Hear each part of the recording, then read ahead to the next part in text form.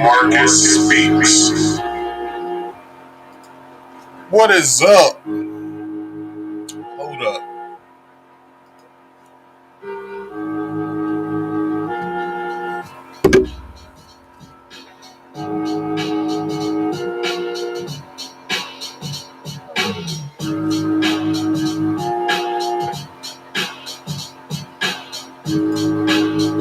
What is going on, y'all?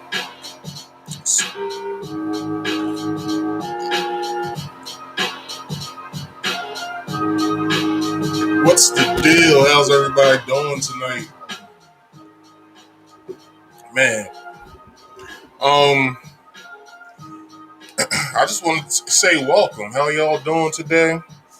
I got a information filled fun show today. Um, so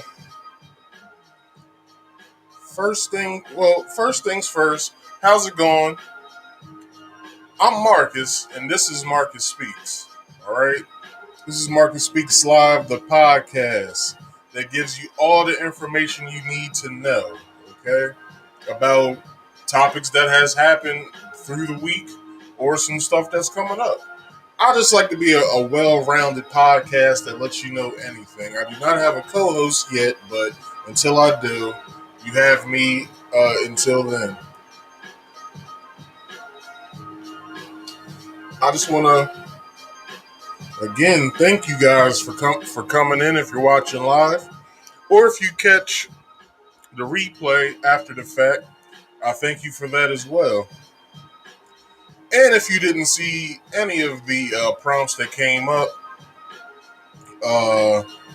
what I want to iterate is please subscribe if you're not already subscribed. Check the analytics. I have 77 point something people who have yet to subscribe yet, and I'm trying to get to 150 subscribers by the end of the summer. Okay, so everybody who's part of that 77 point, I think 3% who has not subscribed, please subscribe. And while you're at it, like every video that you see. I never disappoint. I never disappoint myself. Also, share the video. You might have a friend or you might have somebody on your social media group that might like something like this, and they need or they want to see a black male voice. Show them and tell them information that they haven't heard yet. Also, please hit up the comment section and let me know how you feel about what's going on. Chat to me on the live chat if you're here on the live. Let me know what you think about what's going on and talk about what I'm talking about. I have the chat right in front of me, and I'm watching it as I go on. And everything is free 99 on this channel. You don't have to pay for a motherfucking thing. I tell you, you do not have to pay for anything. Every podcast that I watch, they're either trying to sell you something because they're trying to make money, I can understand, or they want you to go to their Patreons. I have neither. I have nor a product to sell you yet, nor do I have a Patreon, and I plan on keeping this podcast as free as possible. okay? For your enjoyment, not mine. Um, Also, let's get some stuff out the way. YouTube, I have a bone to pick with you. You keep picking on my channel for some reason. I'm a small YouTuber. All I have is 48 subscribers. I only have 86 videos. What the hell are you doing messing with me for? I don't understand. It's videos I've been using, whatever. But I'm using fair use. Okay? Fair use. I don't understand what the hell you think that you're doing, but it's not happening over here on this channel. Facebook, please take a note of what I'm saying to YouTube because I'm not playing the fuck around. If I get another copyright notice, I'm going to do something legal and drastic. Okay, because I could be shadow banned for the shit that I talk about, but who cares? Um, So yeah, every time I come on camera when I do the podcast, when I'm going through every story that I go through, I have a video and a picture to go along with what I'm talking about. It's to further my point along in education purposes and stuff like that. That's the reason why I use fair use. Everybody might be asking, what's fair use? Fair use, it's the law, okay? So, federal law allows citizens to reproduce, distribute, or exhibit portions of copyrighted motion pictures, videotapes, or video discs under certain circumstances without authorization of the copyright holder. Without authorization of the copyright holder, which means if I'm showing portions of certain videos that I'm distributing to you guys or presenting to you guys under the fair use law, I am allowed. Now, I saw something yesterday that stated that uh, what you may be using may not be fair use in certain countries. Well, as far as I understand, the only place that people are getting my videos is here in America. So under fair use law, under fair use law, I have the ability to show such videos. And why, everybody might be asking, because this is called fair use, and it is allowed for purposes of criticism, news reporting, teaching, and parody, which doesn't infringe of copyright under 17 USC 107, which I do mostly all of those. I do criticize. I do I do some sort of type of news reporting because I am doing a podcast. I am also teaching because some people may not know this information that I got in front of y'all.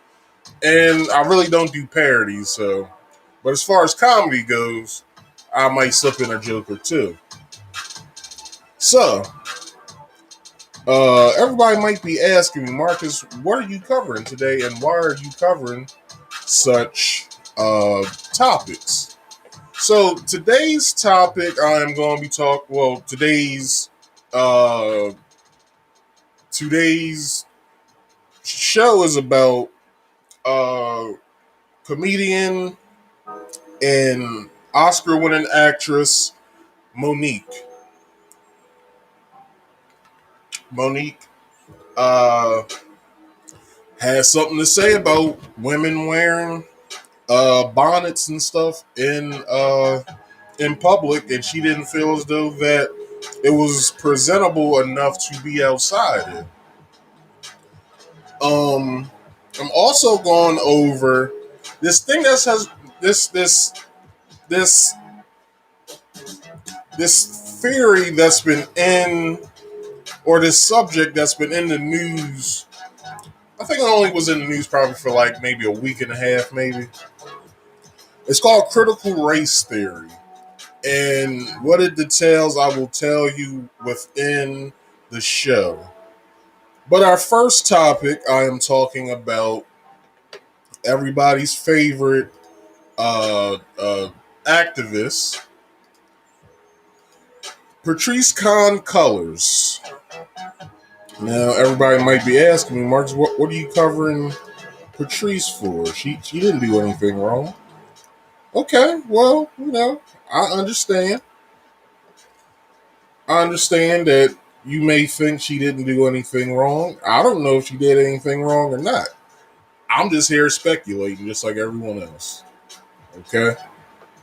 Patrisse Cullors. Patrisse Cullors stepped down as the executive director of Black Lives Matter Global Network Foundation.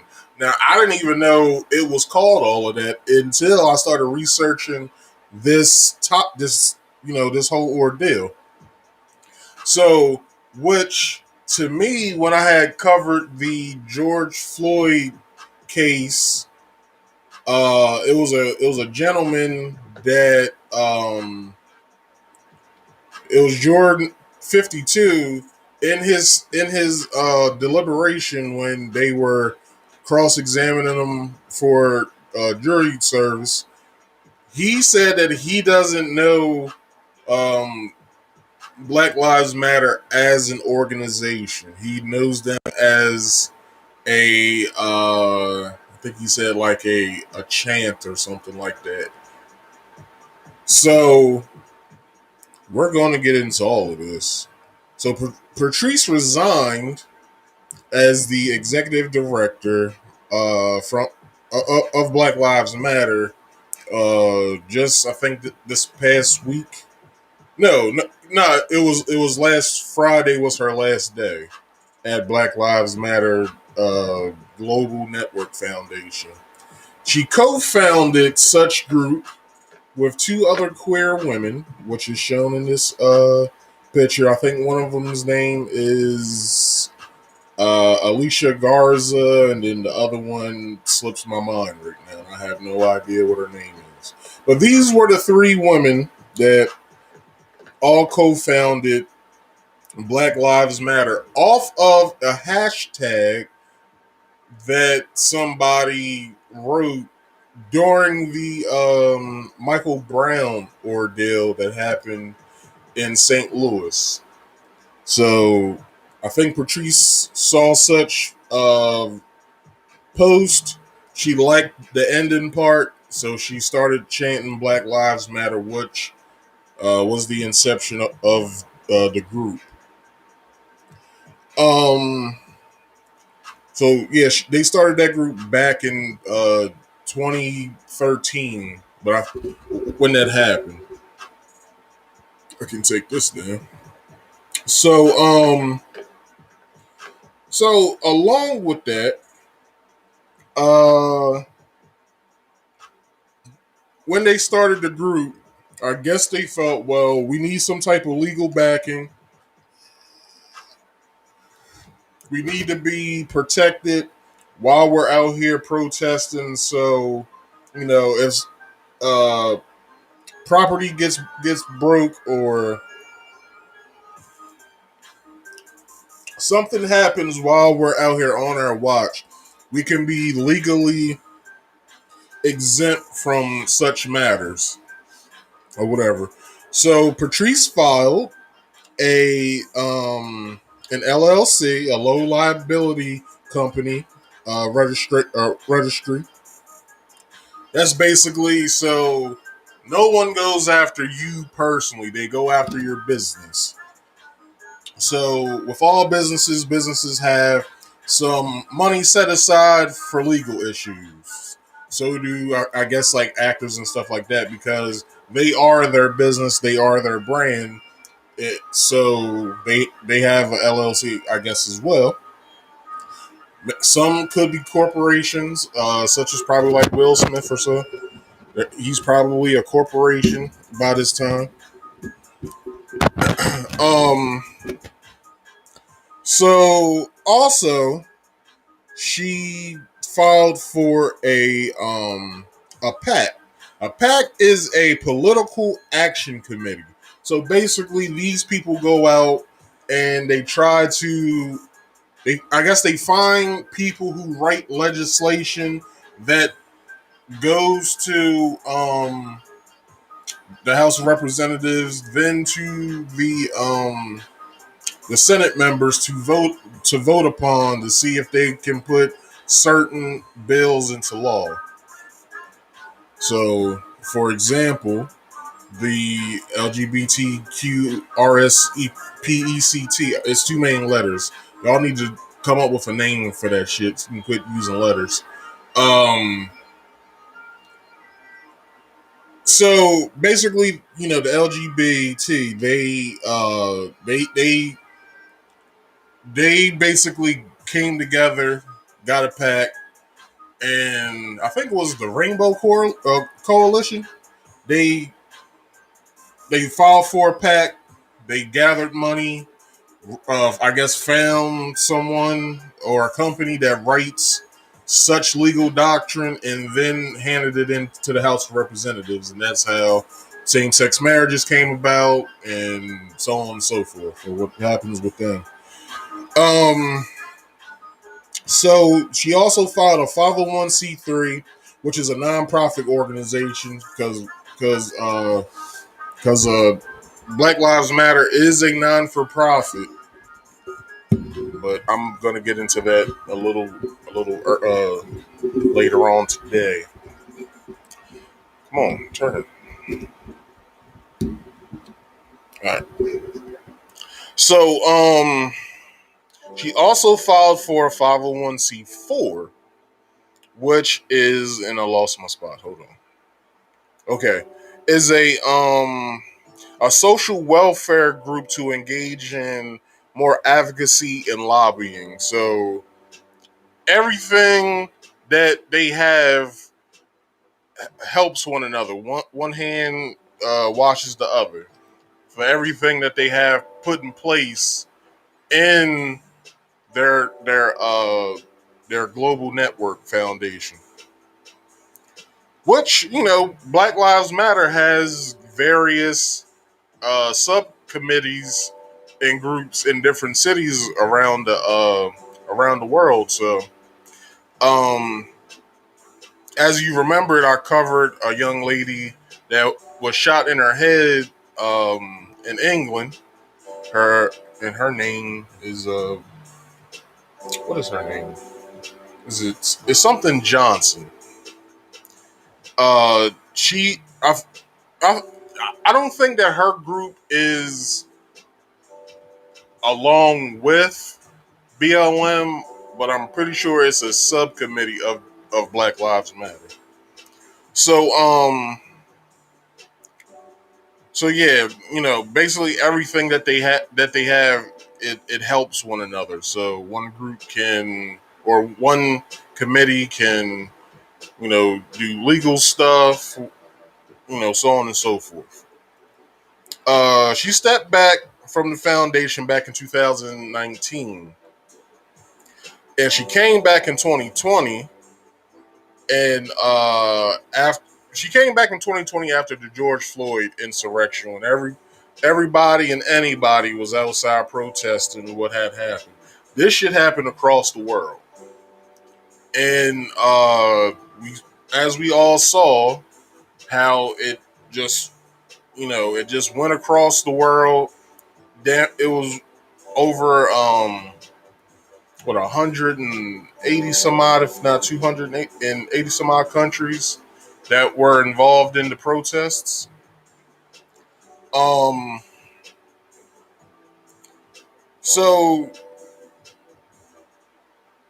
since then, she met with various Democratic leaders and liberal leaders of the House of Representatives and certain Senate members. I'm pretty sure, and she also um she started uh BLM. Her and her colleagues started BLM to fight racism, white supremacy, and she is a proclaimed Marxist, which comes from Karl Marx. A Marxist is a method of social economic analysis that uses materialistic interpretation of historical development better known as historical materialism.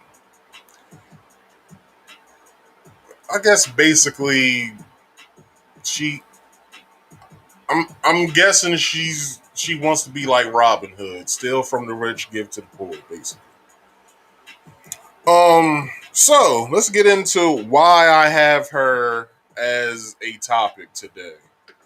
The reason why I have Miss Cullors as a topic today is for the simple fact that back in April, two stories came out. I'm pretty sure the Washington wasn't the Washington Post.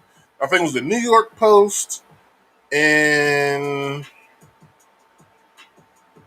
it was two right wing um, media groups that covered this. I think the New York Post was one of them.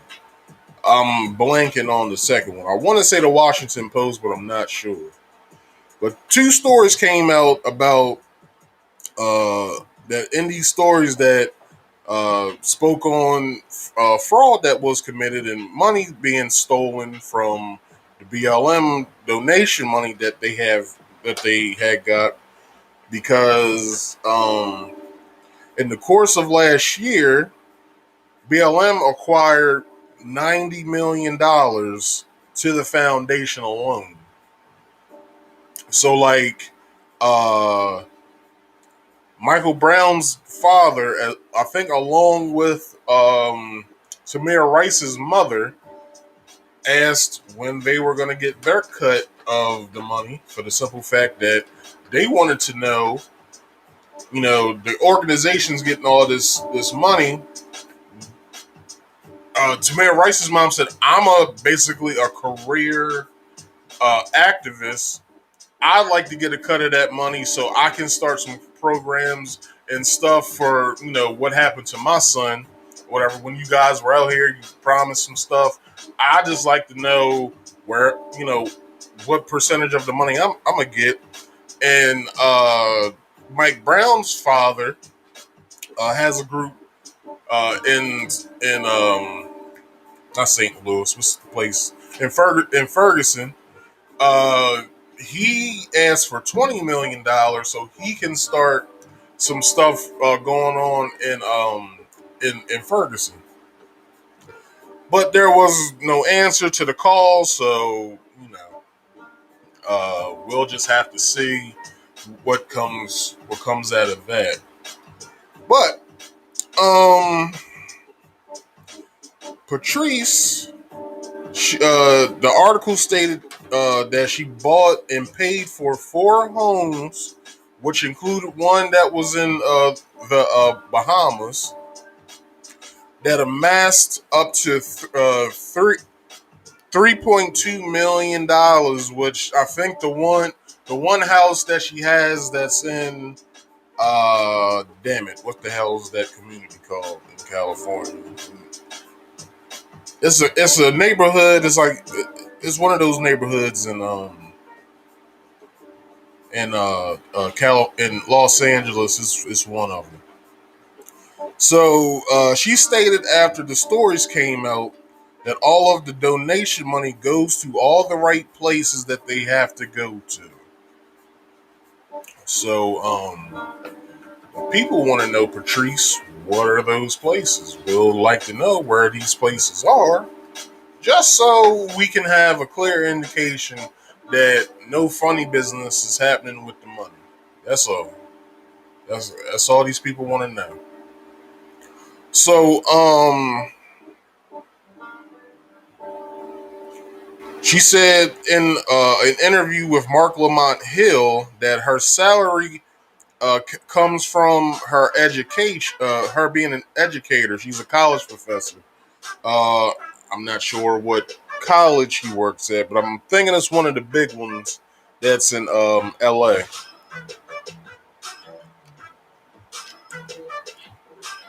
Um, so she also has a book deal, and she has her second book that is set to release later on this year. Also, she has a deal with YouTube, so you can look her up on YouTube. Just look up Patrisse Cullors. Her YouTube page pops up. She has a few videos on there, along with this video here that I'm about to play. So one moment.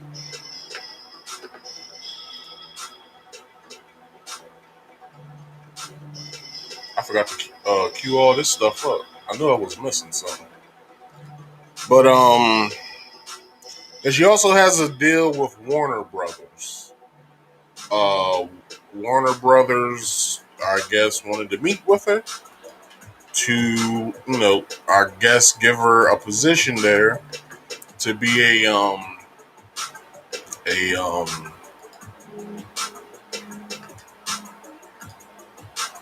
I guess to be a producer or something like that. So here is her. This is her stating her case why she's doing what she's doing. All right. What I want to do is this real fast because this shit is bothering me. Yes, option.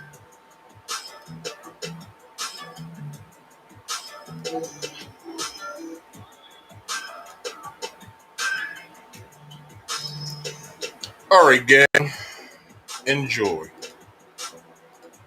Hey everybody, welcome back to my channel. I am so excited to be here, and yes, you read it right. Today I am going to be talking about the transitioning out of Black Lives Matter Global Network Foundation. I know. I couldn't have told you that when I started Black Lives Matter, we see how it would change and transform not just my life, but millions of Black people across the globe. 2013, huge and important year. It's the year that George Zimmerman was acquitted of the murder of Trayvon Martin. As a young Black activist, I wanted to fight back. I wanted to change the culture that looked at Black people as second-class citizens, as subhuman. And then we started an organization. And for over 7.5 years, I was in the day-to-day of that organization, working with our chapters, working alongside elected officials, challenging the police. And at the end of 2019, many of you don't know this, I actually stepped back and to make a public announcement. I really wanted to see the next generation of leadership lead. And when the uprising happened last year, folks inside of Black Lives Matter asked me to come back. And I had to really think about it. Like, it's a lot of work, it's a lot of responsibility. I love the work. And so yes, I came back and I've been here, and it was always supposed to be interim. And so now is my time. I was trained as a community organizer to always allow for other people to lead. This work is not about one individual person. This work is about all of us. Listen, I am so proud of the work that I've done over these last 8 years. I stayed in it, I withstood a lot of shit, and got this organization to this moment. It's been powerful, it's been amazing, it's been illuminating.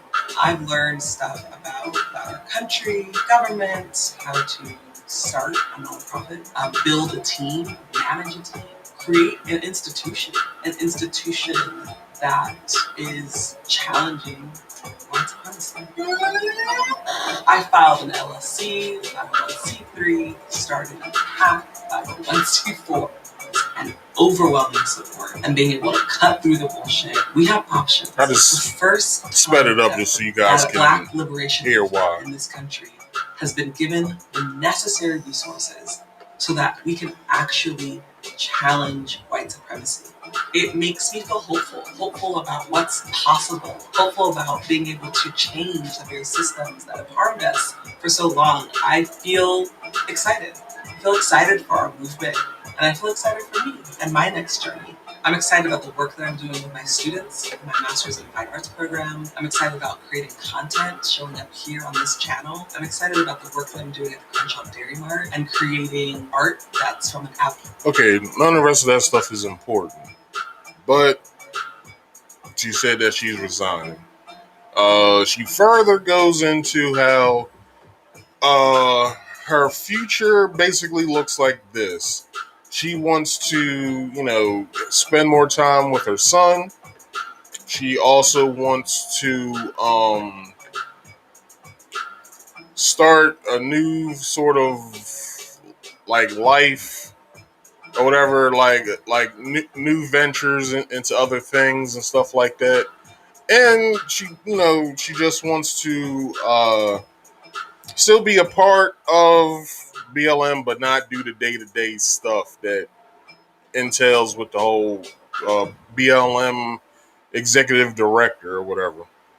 Which I would think that since she was a co-founder of BLM, that she would hold some sort of higher position in the foundation. I don't know if foundations have CEOs or anything like that. I'm not sure, so don't take my word on it. I'm just speculating at this point.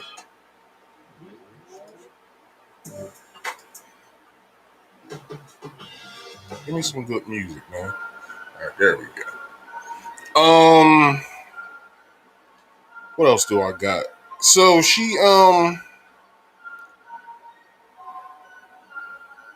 also states that community organizers should get paid from their work of simply because community organizers or organizers in general needs a livable wage, because organizing the way that she organizes deserves some sort of like livable wage along with certain benefits in, I guess, a 401k plan, I guess. Patrisse says that she doesn't get a salary or benefits from Black Lives Matter. She only received during her tenure was $120,000. $120,000 since the inception of the group back in 2013, and hasn't been compensated since 2019. So, I beg to ask, where the hell did the $120,000 come from as well? Because it was the foundation giving salaries to people that work there. Because if anybody out there knows how this stuff works, if you're a part of some sort of like organization or foundation such as Black Lives Matter or the NAACP or any type of organization, let me know if there is some sort of thing where people um where they get paid from it. Like, let me know, because I could be wrong with every and anything that I'm saying. What I would like to do is for anybody who does know to correct me, so I can further learn from a mistake that I made, and I can come back on a future show and be like, look, I got some information from somebody. They said this, this, and this, and yeah, so and so gets paid this a year, and what have you. And I'll be like, okay, well, I messed up with some of the things that I said, and this is the real information. So anyway, she addressed that the homes that she had acquired under her name aren't for back end profit, like, sharing it with like an Airbnb or like a timeshare or anything. She's not using those properties that she acquired. I don't know when she acquired them, but whenever she acquired all four properties, they're not for any back end profits or to make money off of. But they are for herself and her family members, such as her wife and her son, and I guess her mother, or her parents, and family members that she actually messes with. Uh, she also said, she pontificated that the right wing media is the cause for the hysteria by putting out such headlines, and it sounds dangerous. Basically, her stating that by people or by these uh, uh, media companies putting out not only the address but what the house looks like, the inside, everything. Like they put everything out. Uh, but I think the media got that information from a hate group that targeted her as well as the Black Lives Matter organization. So this group got word, or maybe heard about or saw her purchase these properties, or whoever the person was who sold her the house maybe was a part of this hate group or something. Something had to happen to they where somehow they found out that that she got money from to purchase these houses in the amount of money that she had. So, the money could have came from uh the book deal that she has of how many books she sold, or she got the advance money to write such books and whatever, or it came from the TV deal that she inked with Warner Brothers. Now, I would say if Warner Brothers gave her that less amount of money, knowing that they're a multi-billion-dollar company from each movie that they make, that not every movie is a success, but they have money in the bank to where they probably could have cut her a better deal. But maybe that's all she wanted. Who knows? But uh, but people from the right and the left, along with the New York chapter of Black Lives Matter, called Patrisse out on their findings of her home spending spree and asked for inquiries so they can be investigated. Now, is there an investigation happening now? Who knows? But she did step down just out of the blue, and you gotta remember that um the stories that came out, they probably had to get all their eggs in the basket before they even came out with the information that they had.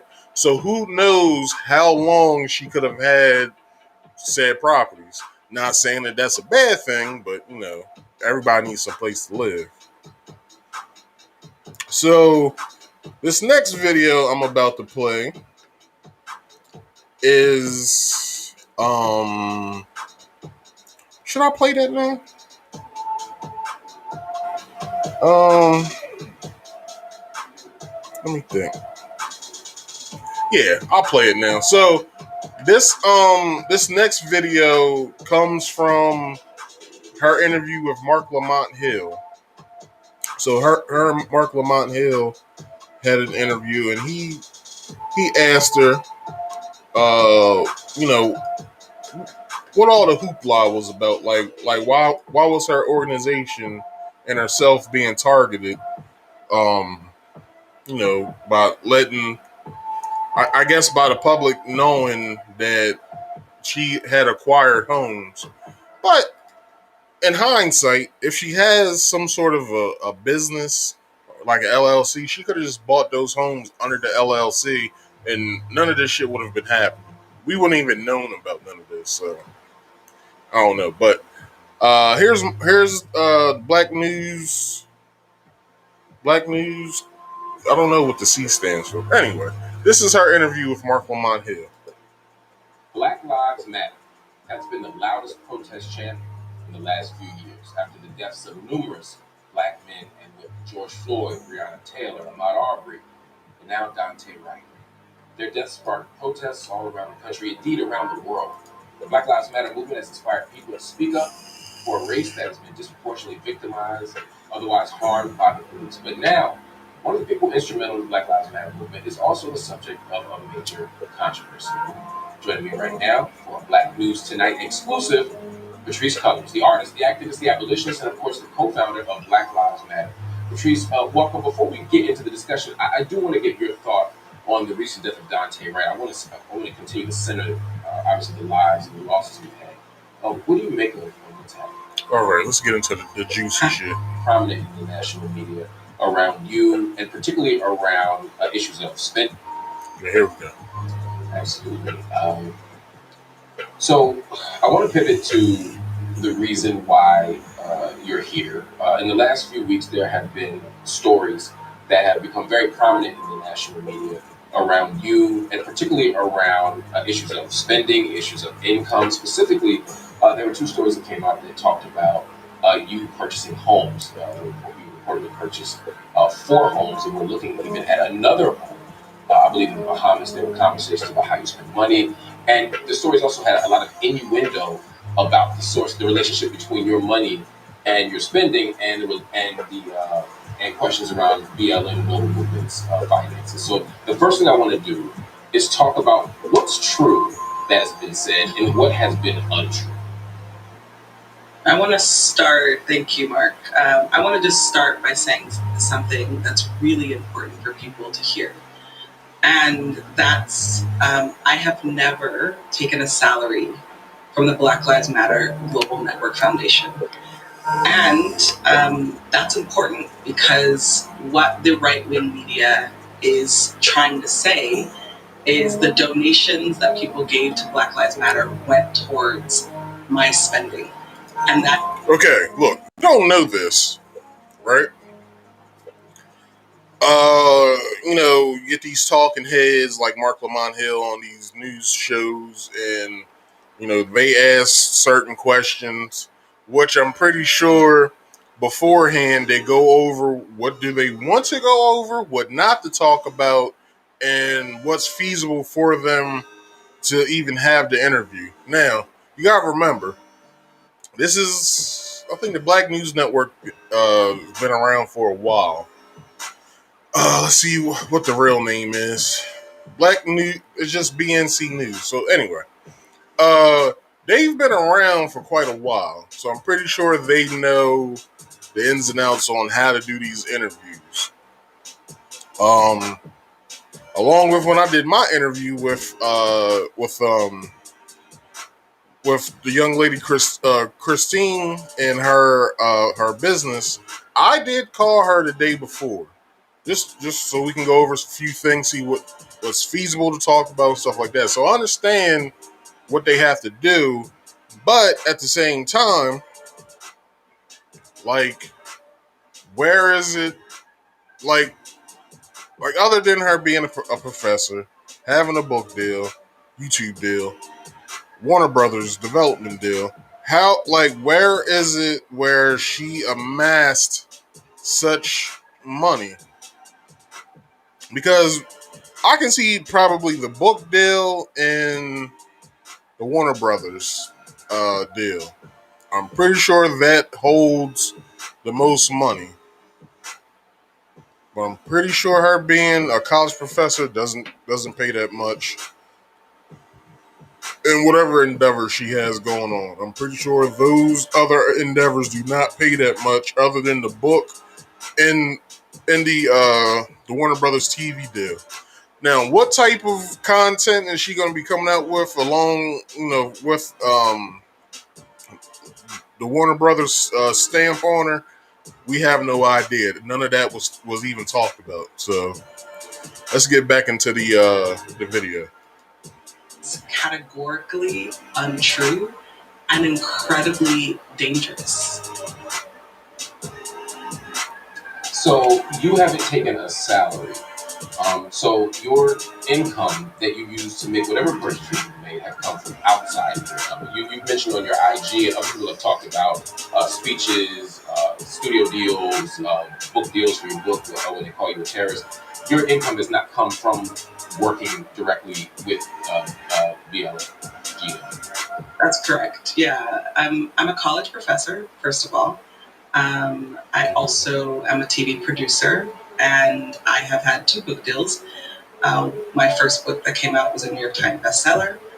And I also have had a YouTube deal. And so much of all of my income comes directly from the work that I do. But I also want to say something, Mark, that feels really important. All right. So, look, we all know there's there are certain YouTubers that do make millions of dollars from their videos. Like, it's probably to the fact of where either YouTube is paying them directly or Google itself is paying them directly, or they got certain deals from other companies that they affiliate themselves with.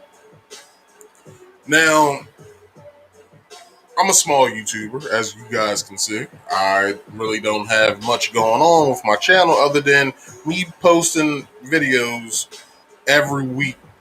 Well, twice a week for you guys. So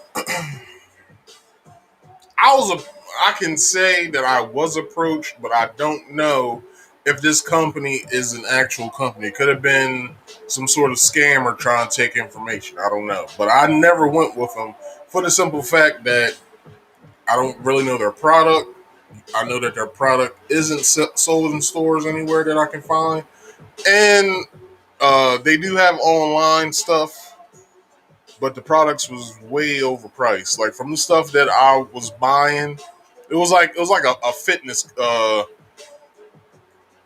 It was a fitness and uh, supplement company, and from their supplements, I'm pretty sure it's grade A stuff. But I can just walk into GNC and get the same things that they were selling, other than the apparel that they were selling. So, like, I never took the deal. I never was like, all right, well, I'm cool. I was like, I'm cool. Really don't want to, deal with that yet. Because, I never heard of a company coming after a small YouTuber to promote their things. Because I was barely getting views like that on any of my videos like I am now. But,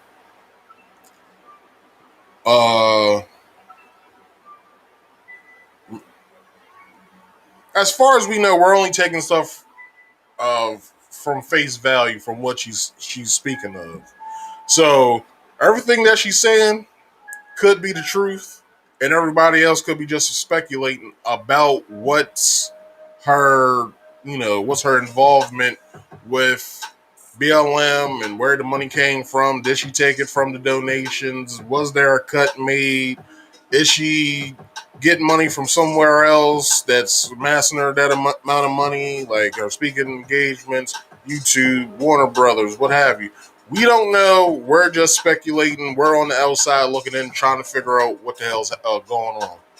So I'll let her finish saying what she has to say here, then I'll cut this off. Should get paid for the work that they do. They should get paid a living wage. I went over that, so hold up. Particularly that take care of their families, take care of their loved ones, especially when they're in a position to. That's an important point because, again, when we look at the New York Post cover, the first thing they say is that you went on a spending binge, right? Which is itself a kind of coded language. They say that you have these homes in California, there's a home in Atlanta, and that you were considering a home in a neighborhood where Tiger Woods was looking, or some other famous celebrity. So, if I'm understanding you correctly, you're saying the 4 homes are true. It's true that you have those homes, but you're using them to support other family and people you care about. That's exactly right. And I just want to make it really clear. I haven't been to the Bahamas since I was 15 years old on a dance trip when I danced on the Big Red Boat. So I don't know where that lie came from. All right. I'll stop it there. But, like I said, we're all speculating. So, was you given an offer you couldn't refuse to leave the company? Like, you're an activist. You also said that you're a Marxist. But with that, where did the 1.4 or the 3.2 come from? Um, was there a certain person who has to remain nameless, because I know if I do say his name, my channel will cease to exist anymore. But uh, take take the person who made the uprising matter, right? Take his name and then put Oros at the end, but put a certain letter in the beginning before Oros. So I think I got around that perfectly. we'll see. We'll see by tomorrow what happens to my channel. So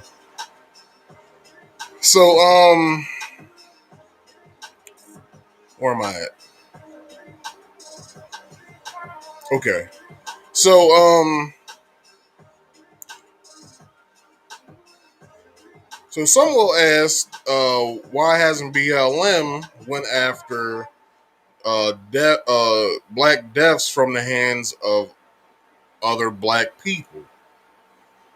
Um, and as well, does BLM feed off of the negative relationships between black people and police officers in order for their organizations to able to function? Because let's be honest, every time that we see Black Lives Matter rear its head, people protesting on the streets, stuff like that, is because of a black person was shot by a white police officer. Yet have we seen, other than one time, and that was a few years ago, was that Indianapolis police officer, that a black guy that shot the white woman, and he's now doing 12 years in jail. Um, I think he's on his fourth, if not fifth year now. Probably his fifth or sixth year now. So he'll finish out his 12-year sentence in what, 2020 something, 2030 something. Um. So inquiring minds wants to know, uh, why are people like Patrisse Cullors and Tamika Mallory getting paid to have TV deals and commercials off of the backs of black liberation as well as black death? Now, if you guys don't remember me speaking on Tamika Mallory, not only spoke about her for probably a little bit of time, but how's it that both Tamika Mallory's getting a Cadillac commercial deal, and then Patrisse Cullors is getting a Warner Brothers TV development deal, if the work that they're doing is for activism? What activists have we known that has gotten money from any big company such as Cadillac, Warner Brothers, Ford, or Chrysler, or uh, Disney, or whomever? It's never been heard of before. And the people just want to know what is happening when you guys acquire this money. What are you doing with it? Is it going towards furthering the group, or is it going to further your lifestyle, or your new lifestyle that you have now? It's just questions that people would like to know and understand, why you guys are amassing such wealth from protesting and getting money um for basically Black Death. Like, there hasn't been a well, there's one, the guy up in what was it, Wisconsin.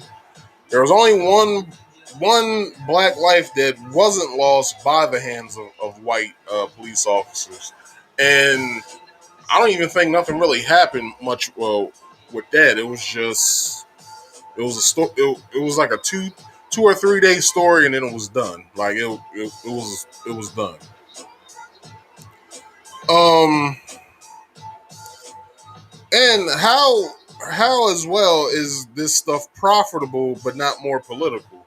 Now they're getting money, they're getting change.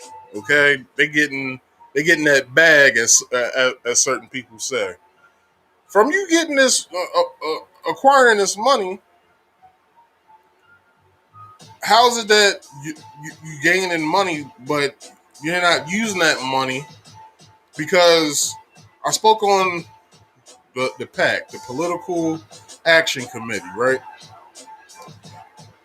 There's a lot of these committees that are out there. Okay, when you hear the news speak on lobbyists and stuff like that, these are the people that they're speaking on. That's that's handing money along with a bill that they want passed. They're like, yeah, we got 40 mil for this uh, Hispanic rights or whatever. We want you guys to sign this bill.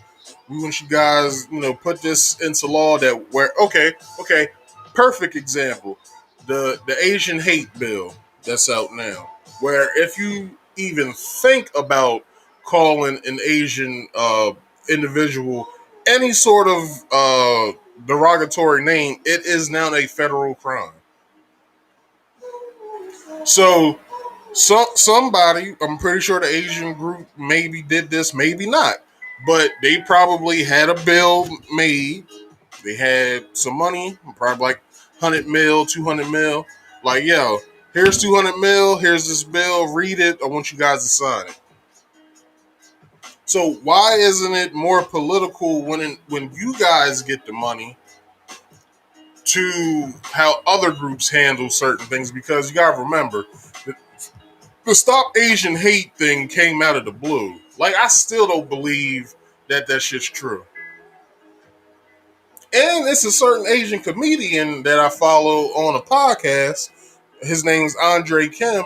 He believes that it's fake, and he also believes that, and he's a Korean American. He believes that by talking about it more, you're putting more emphasis on people wanting to harm people of Asian descent or Pacific Islander. So with this, with them acquiring this money, what political positions are they going to take when it comes to us still being slaughtered in the streets by police officers, people who look like us, and other racial groups? Like, when is it going to be where if you say nigger to us, that it's a federal crime? That you'll be charged federally without impunity or um, prejudice. When is that going to happen? Because as we see, they're just getting money, and we seeing them in nice cars and shit like that. Like, I mean, Tamika Mallory said that on the Breakfast Club, I think it was like 2 weeks ago, 3 weeks ago, that a point in time she asked Jay-Z for money. He sat down, had a meeting with her, and was like, yo, are you actually going to be using this money for what you need it for? Or is this just for some bullshit and you just asked me for it? Because basically what that is called accountability. I need to know where my money's going, because if my money isn't going where you say it's going, then we have a problem. Which, black people, this is what you should be looking at this. That $90 million is ours. So we need to ask them, the BLM Global Network Foundation, what are you doing with that money? Where is it going? We need accountability. We need to know. Because as far as we understand, that's our money too. We've been countlessly protesting for years about racial crimes and stuff that's happened to us. We need to know where this $90 million is going. There's 50 states. There's $90 million. You need to start divvying that money up to whatever state needs it most, or whatever state that has protested against police brutality against black people. That's where the money should be going. It shouldn't be going. Certain groups or a group shouldn't get 40 mil, and then another group get 20 mil, and then another group get 10 mil. No, we need to know where all this money's going. We need transparency. We need accountability. That's all I'm saying, and I'm pretty sure that's what anybody else would probably say as well. We just need to know where the money's going, so we feel better when we go to sleep at night. Um. So in that same interview, I'm pretty sure Mark Lamont got it from maybe something that she wrote, but she compared herself to Martin Luther King. So as we all know, Patrisse Cullors is a self-proclaimed Marxist. And this video describes her explaining how. I'll play that after I'm done. Patrisse calls herself a Marxist. Compared to Martin Luther King, well, Patrisse, like I said, self-proclaimed herself being a Marxist. Compared to Martin Luther King being called a communist by the United States government back in the 50s or 60s, one or two. So there's a difference between you two. You're self-proclaiming yourself as something, while Martin Luther King Jr. was being called something that wasn't true. I'm pretty sure if record if my record shows and is correct, I'm pretty sure that Martin Luther King was a Republican. But don't take my word on it. Just do your own research, okay? This is what this show is for. I give you surface and be a little bit below the surface information. Everything else is for you to research. I'm not here trying to have you sit down, collect all this information, and you don't do the work. I had to do the work, so you have to do the work as well. I'm not sitting here just gonna talk for hours for you guys just to absorb information and not do nothing with it. That's something that I never wanted to do, but look, I see a lot of people out here just talking and not saying and not doing shit. So yeah, so this is Patrisse. Um, this is Patrisse stating her point of why she calls herself a Marxist. So y'all asked, and I am ready to answer. Am I Marxist? Let's get into it. Hey everybody, my name is Patrisse Cullors.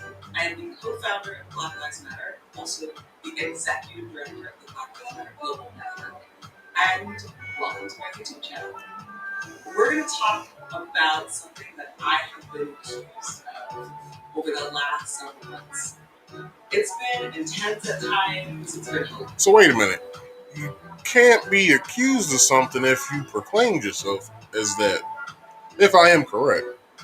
And I know that I am because I have read multiple articles of her, well, not really articles, but the post that she placed where she stated that she was a Marxist. So, I'm just saying.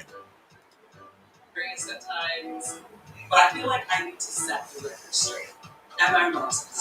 I've seen a lot of y'all's comments. In fact, I got them right here. Do not fall for their trick.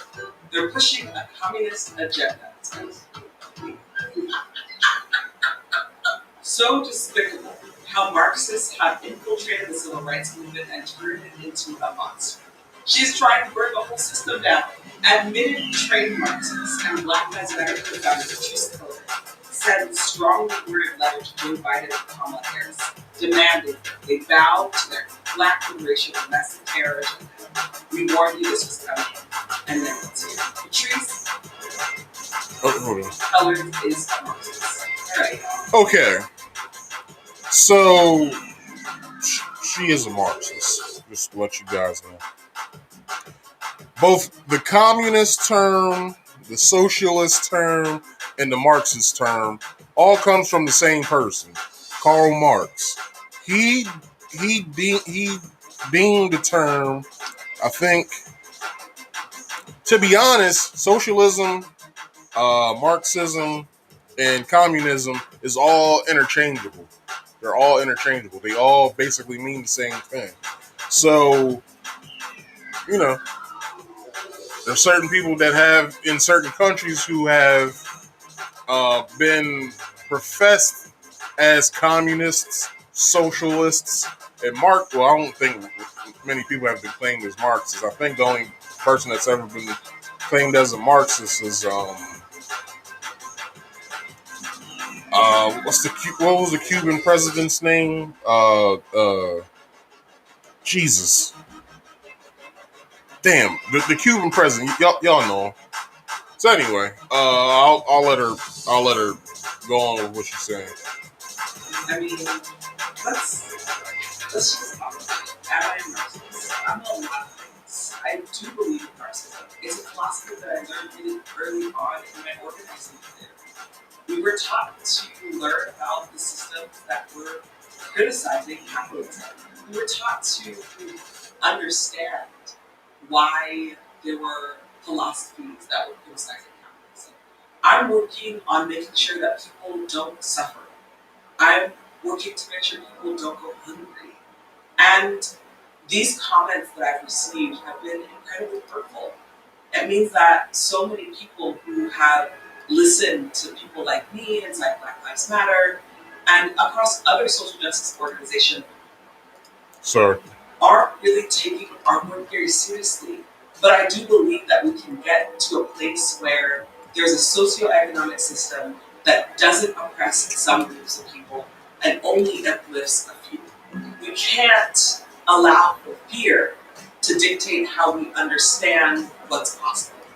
Okay, but I do remember a certain comedian stating, if anybody pays attention to what Dave Chappelle says, if not, go back to his last special and go to, I don't think it was the special itself, but the, what was it called, the bird it's called the bird something. He states in that second special, that second part of his special, that when he was talking about the Me Too movement, he said fear alone does not equate power, and I'm paraphrasing all of this because I can't remember exactly what he says, but I know certain details and points of what he stated.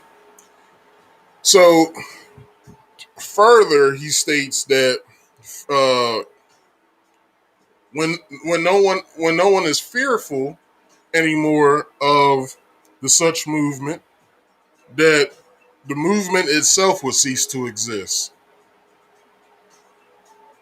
So I place this on Patrisse herself and BLM as an organization.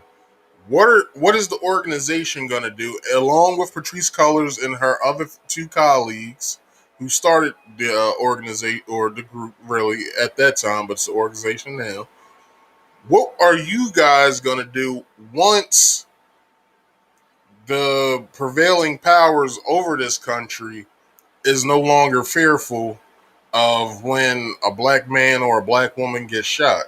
What happens to BLM? Does that cease to exist, or do you fight harder so and try to push some sort of legal stuff so they don't become unafraid anymore? And what do you do once it does happen? Like what is going to happen? Like, I'm pretty sure these aren't questions that people who are a part of BLM or who support BLM think of, but you should think in chess moves. In chess, you always think 45 steps ahead of your opponent. If you're good, You think at least 10 or 12 ahead, but whatever. But but yeah, we have to start thinking 4 to 5 moves ahead of what we're already doing.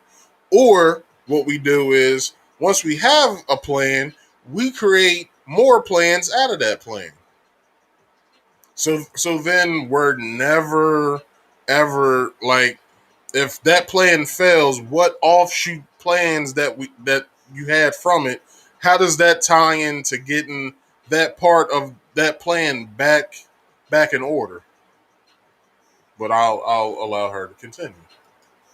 Funny fact. Everybody called Dr. Martin Luther King a communist. That was the terrible word he was called forever, up until he was assassinated. Like I said, you self-proclaimed yourself as a Marxist. Martin Luther King was called a communist, but whatever. Oh, everybody loves Dr. Martin Luther King. Nobody talks about his work as being work that was terrible or bad.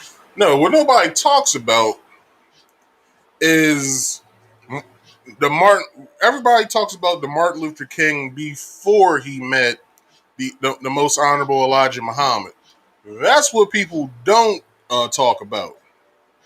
Everybody talks about when Martin Luther King had the "I Have a Dream" speech, and he spoke.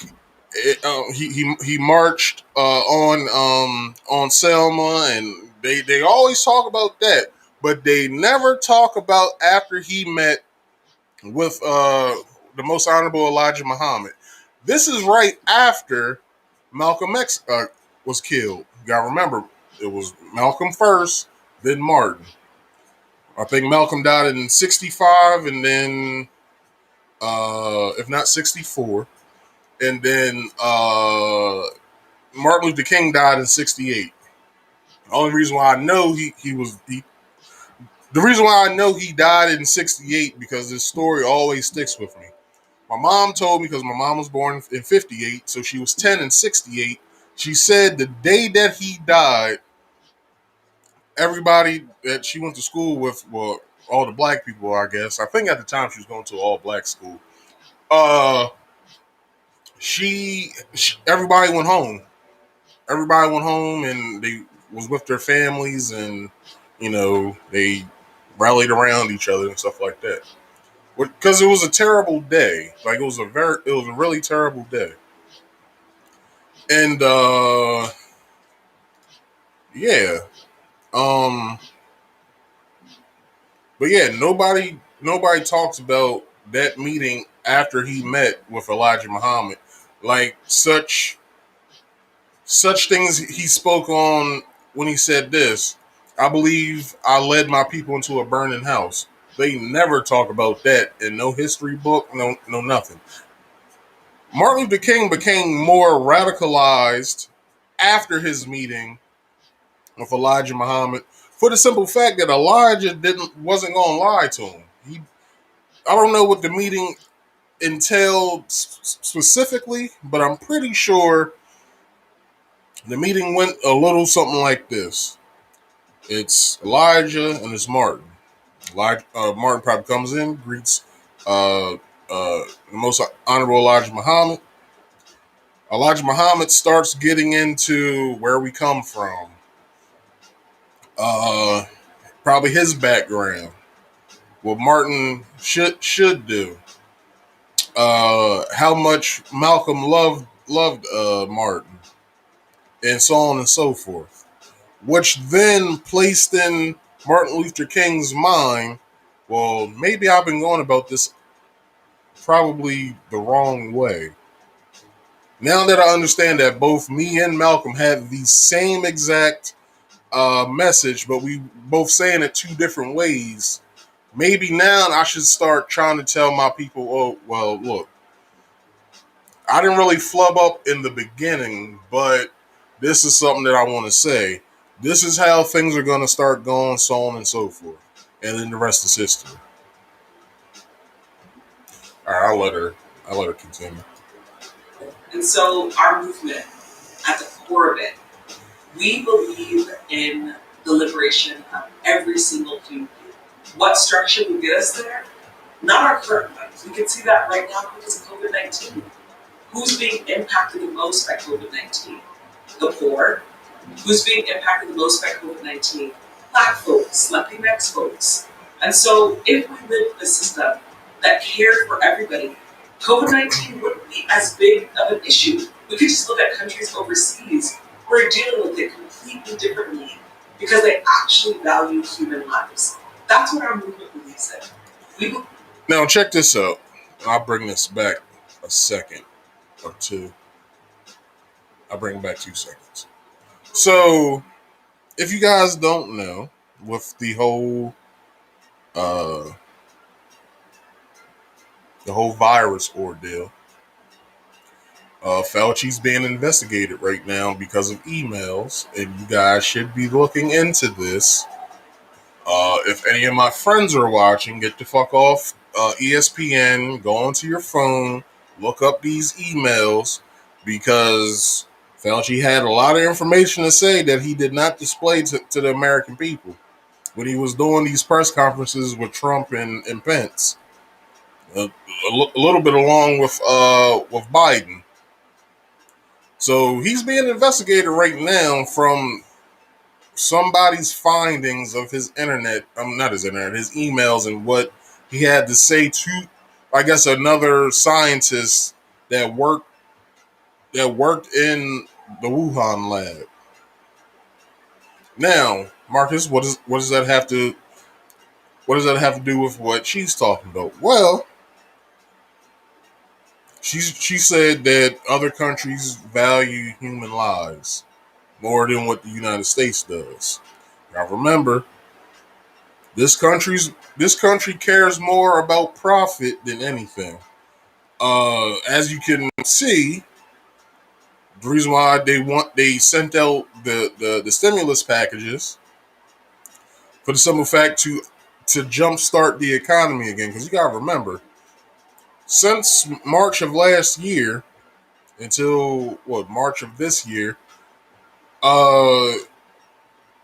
there's been lots of things happening, like behind the scenes.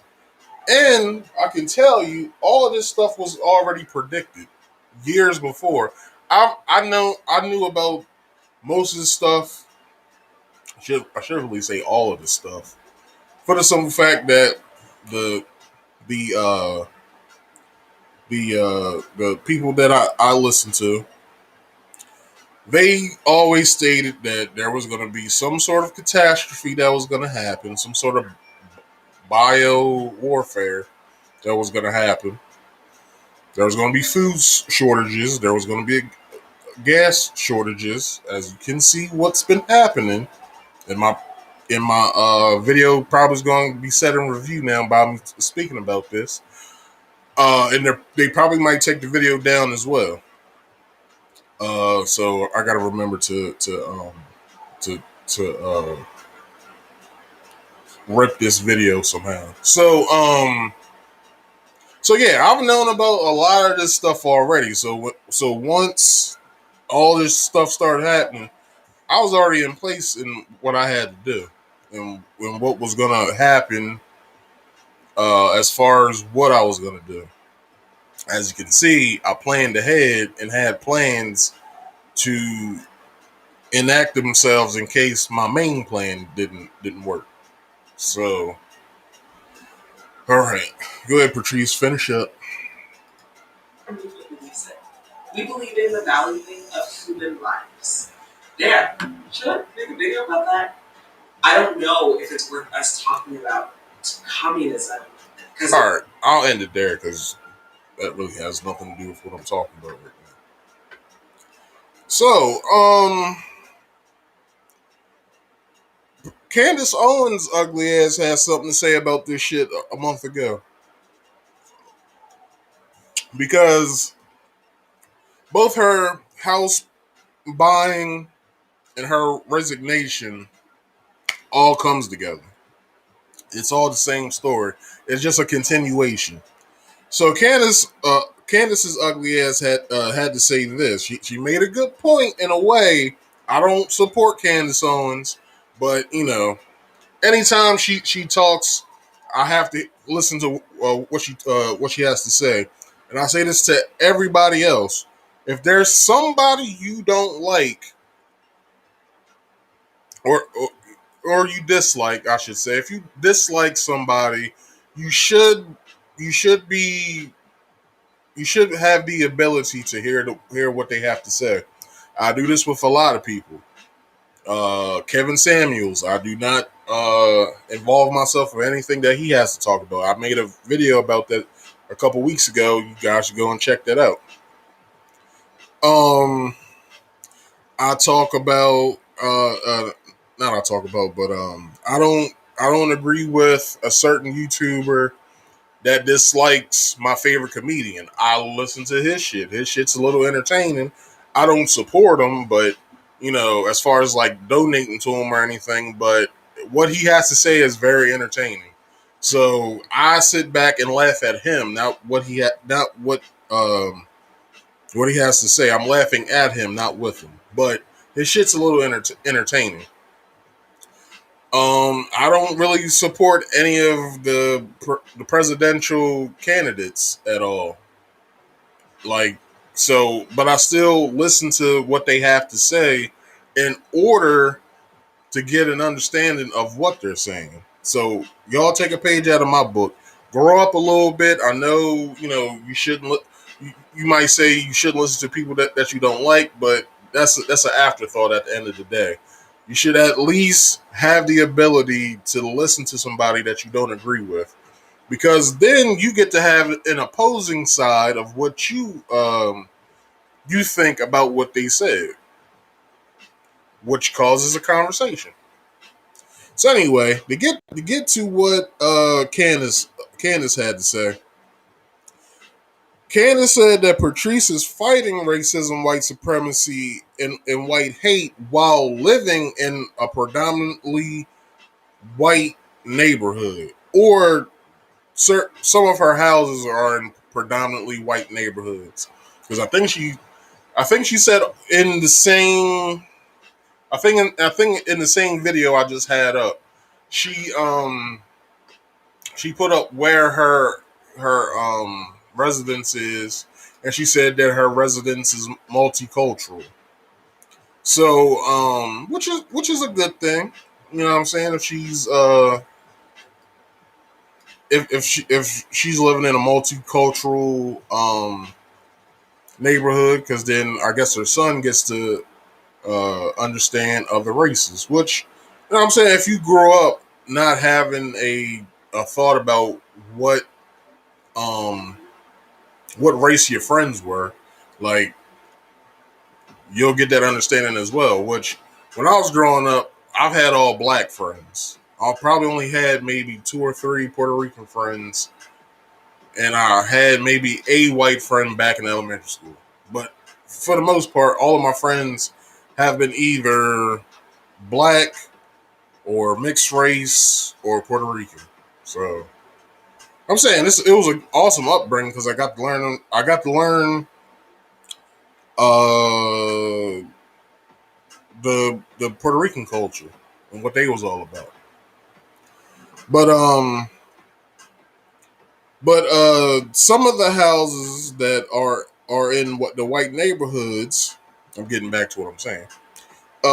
Some of those houses are in white neighborhoods, like I said, and though it's a strange dilemma that she's in. But Patrisse, this is what you could have done.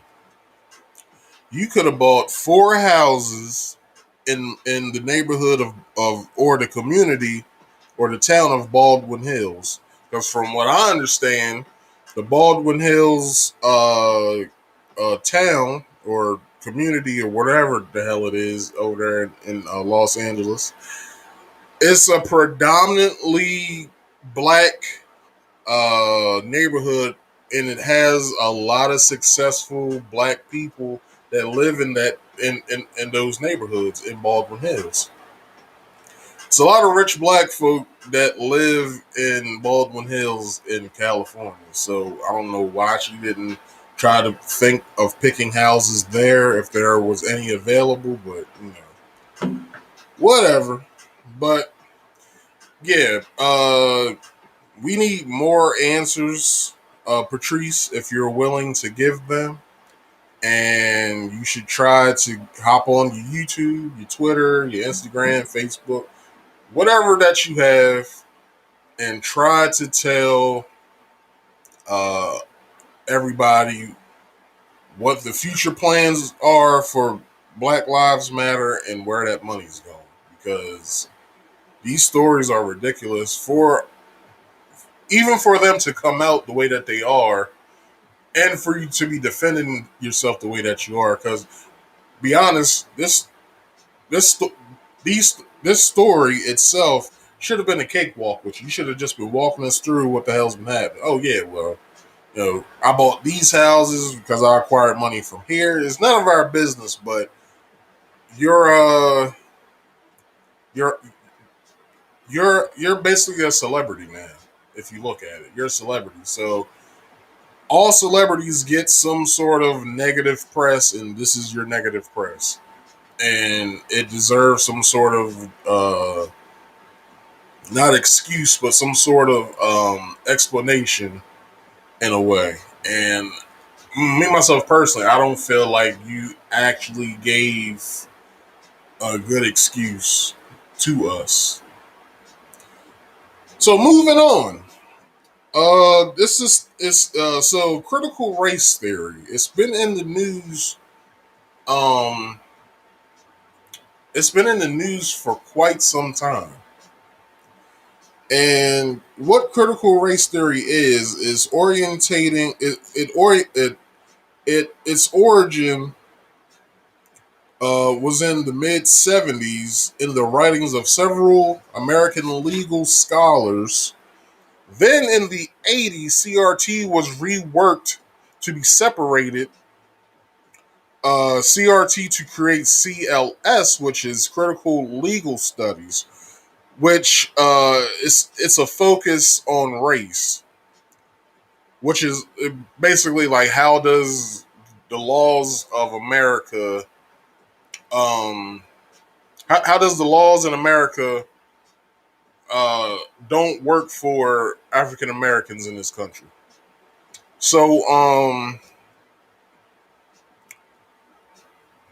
so CRT and CLS then, since they were separated, but they were still under the same umbrella, and they became critical theory. So CRT explains social, cultural, and legal issues. Early analysis, um, early analysis that later consolidated into CRT. Lawyers tried to understand why civil rights era victories had staled or have been eroded since then. Because if you remember, in the mid 70s, motherfuckers was on heroin. And then from mid 70s to mid 80s, motherfuckers was on crack. And then from crack, and not only with crack, mid 70s, you had fathers leaving the home, which it was more of a government mandate back in the 50s, in the 50s if not 60s, of them doing the government doing a experiment where, excuse me, where they said, let's see if we offer housing and checks. We offer housing and checks to mothers. Let's see if they'll leave their husbands to consider taking our money and our housing compared to taking a man that they're already with uh, money and housing that he provides. So basically, the government started providing uh, financial means and putting roofs over people's head, such as housing projects and putting women being able to be placed on section, being in Section 8 housing, and getting WIC vouchers and stuff like that. So in the 80s, the crack epidemic, damn near everybody was on drugs. And then you know people having sex, creating crack babies. Crack babies from studies said that they garner more of a violent future, which I don't even understand if that's even true. Which whatever. Then in the 90s, shit started getting more violent. There were more from studies, more black on black crimes happening in these said areas. So not only is this a political thing, it's also a legal thing. So all of this stuff happened from these legal scholars uh, coming up with critical race theory. So what I want to do is I want to finish this last point, and then I want to get to this video. So, the academic movement of the civil rights movement, scholars and activists in the United States who seek to critically examine the laws as it intersects with issues of race, and to challenge mainstream liberal approaches to racial injustice. So basically, the NAACP or the Civil Rights Movement all looked into why why are more harsher sentences placed on black people than if it was a white person. As you probably already know or don't know, back in the late 80s, people got black people got more time for having rock cocaine next to powder cocaine. It was so if you had like 2, 3, maybe 4 rocks of cocaine next to 2, 3, 4 ounces of powder cocaine, rock cocaine got more got a heavy sentence placed on whoever was involved. Somebody who had powder cocaine, mainly white people, they got lesser sentences. So that's something to think about. So this is critical race theory being explained by somebody that knows about this shit more than what I do. But I know a little bit about it, but they know a little bit more of it than what I do. What is critical race theory? The toxic ideology has spread throughout every sphere of American life.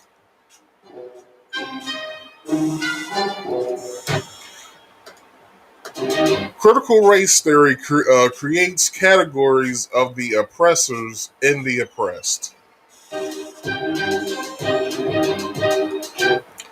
and underpins identity politics. But what is it?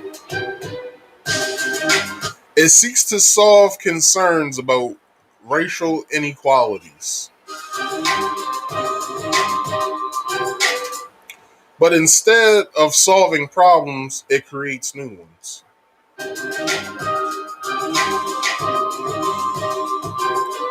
It promotes a belief that America is a fundamentally racist country.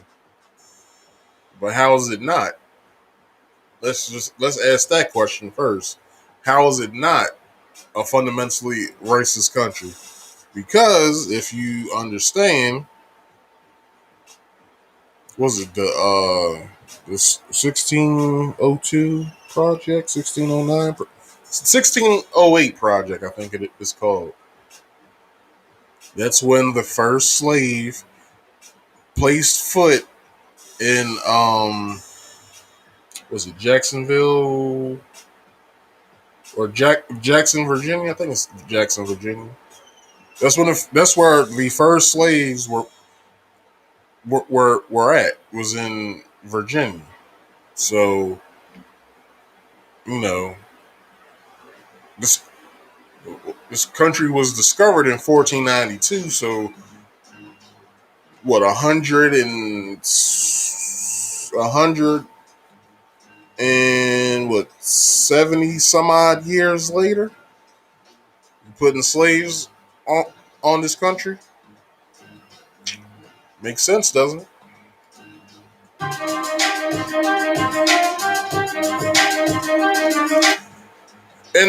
And that all of our institutions are designed to maintain white supremacy.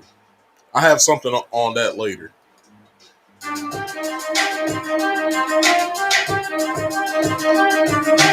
Critical race theory sees every human relationship in terms of race-based power struggles.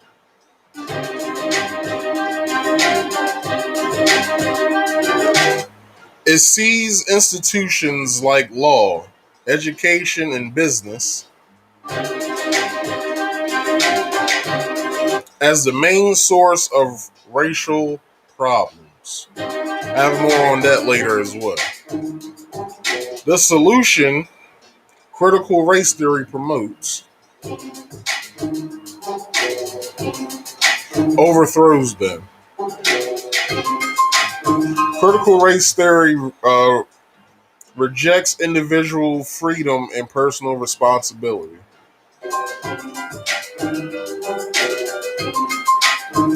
It divides people into racial groups, puts groups against each other, and judges guilt or innocence based on race. As I just pointed out, to rock cocaine to powder cocaine. So this threatens the best ideals of the American founding.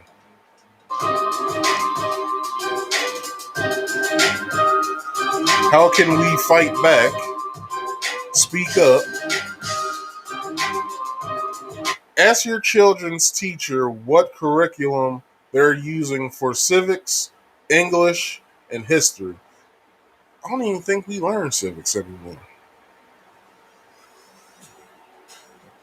Yeah, I don't think we learn civics anymore. Anyway,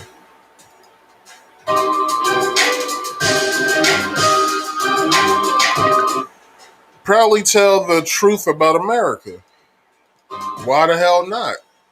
It's it's been countless authors throughout the decades that have wrote books about the true history on America. Now I might be skipping ahead a little bit. Where am I at? Where I got that at? I think I got that on the next page. I think I can wait. Yeah, I can wait. I'll just remember what I gotta do.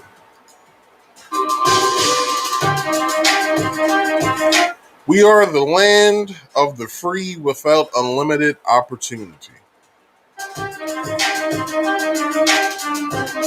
We fight toxic ideologies like critical race theory by sharing the truth.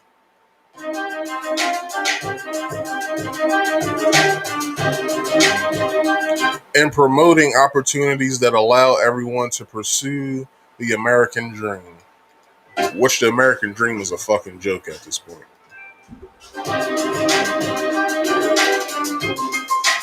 All right.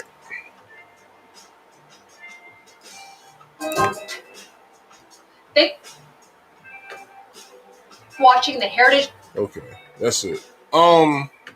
So, um, what's the next one? All right, so, CRT proponents assume that racism is presented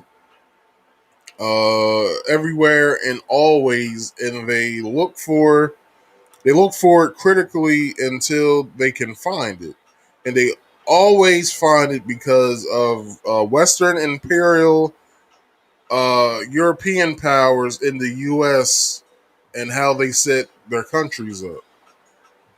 Human beings were not preoccupied with race until the 16th century, when Europe began to explore other lands and then colonize them in other civilizations, such as Africa, India, and the Americas, which is North America, Central, and South America.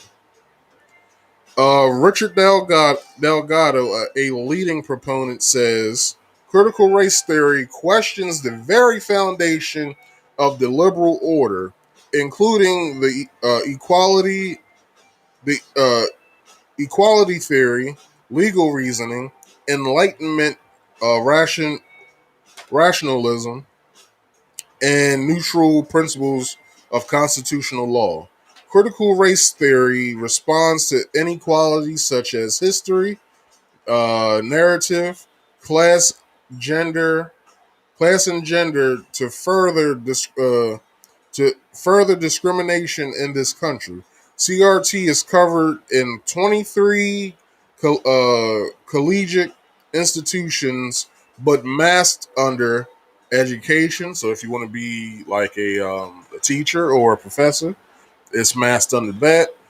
Political science is masked under women's studies, uh, ethnic studies, and American studies. So if you've been to college, you possibly were being taught critical race theory without you even knowing it, unless the professor unless the professor was responsible and brought up critical race theory.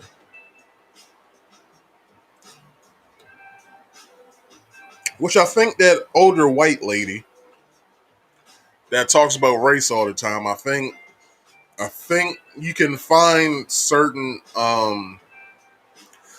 talking points of her bringing up race. You know, she brings up race, so and I think and she mainly teaches it to white people so they can further understand what black people go through. And if you've seen these clips anywhere, you can see how certain white people get very upset because they feel as though that they're inherently bad because they are white. And then she further explains how each person who says that is right. So so liberals have their way of not seeing race, color, creed, or religious background. CRT puts that idea on its head to be even more racist. So Kamala Harris and Tim Scott said that racism is dead in this country, but it's not. Racism is still prevailing, its ugly face, and it still is a force in this country. CRT is known to be a crazy liberal idea, which I don't see how that, I mean, whatever. In other words, is mental gymnastics. CRT teaches that white people are inherently racist from birth, and that's what makes this country inherently racist. And you might say, Marcus, why is that? Well, I got you each time with all my points. Okay, here we go. Everything is racist. That's number one. That's I'm going through the steps of critical race theory. Everything is racist. Everything. Um, Interest convergence theory, and that is about coined by the late Derek Bell. law professor and spiritual godfather to the field of study known as critical race theory. ICT, which is interest convergence theory, stipulates that black people achieve civil rights victories only when white and black interests converge. So, anti-liberalism. So, basically, people who are against liberals. That's anti-liberalism. Knowledge is a social construct.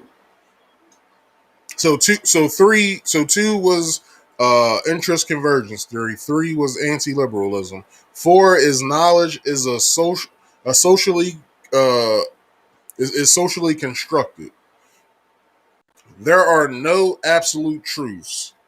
Your experience gets flushed out by the race class you belong to. Because CRT, this is me speaking now.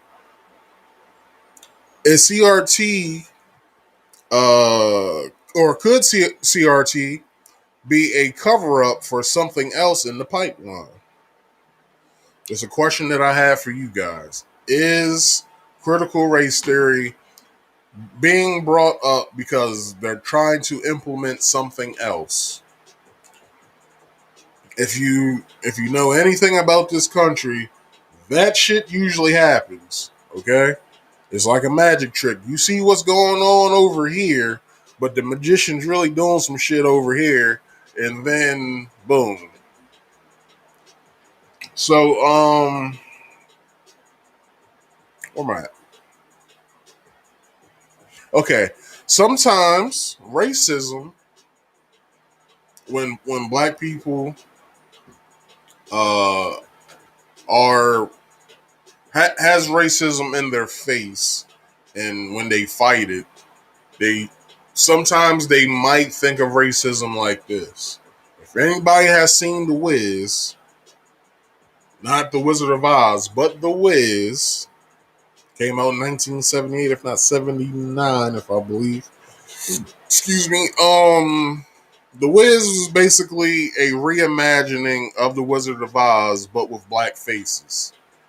So you had Dorothy, which was Diana Ross. You had the Tin Man, which was Nipsey Russell. I forgot who the hell the line was, but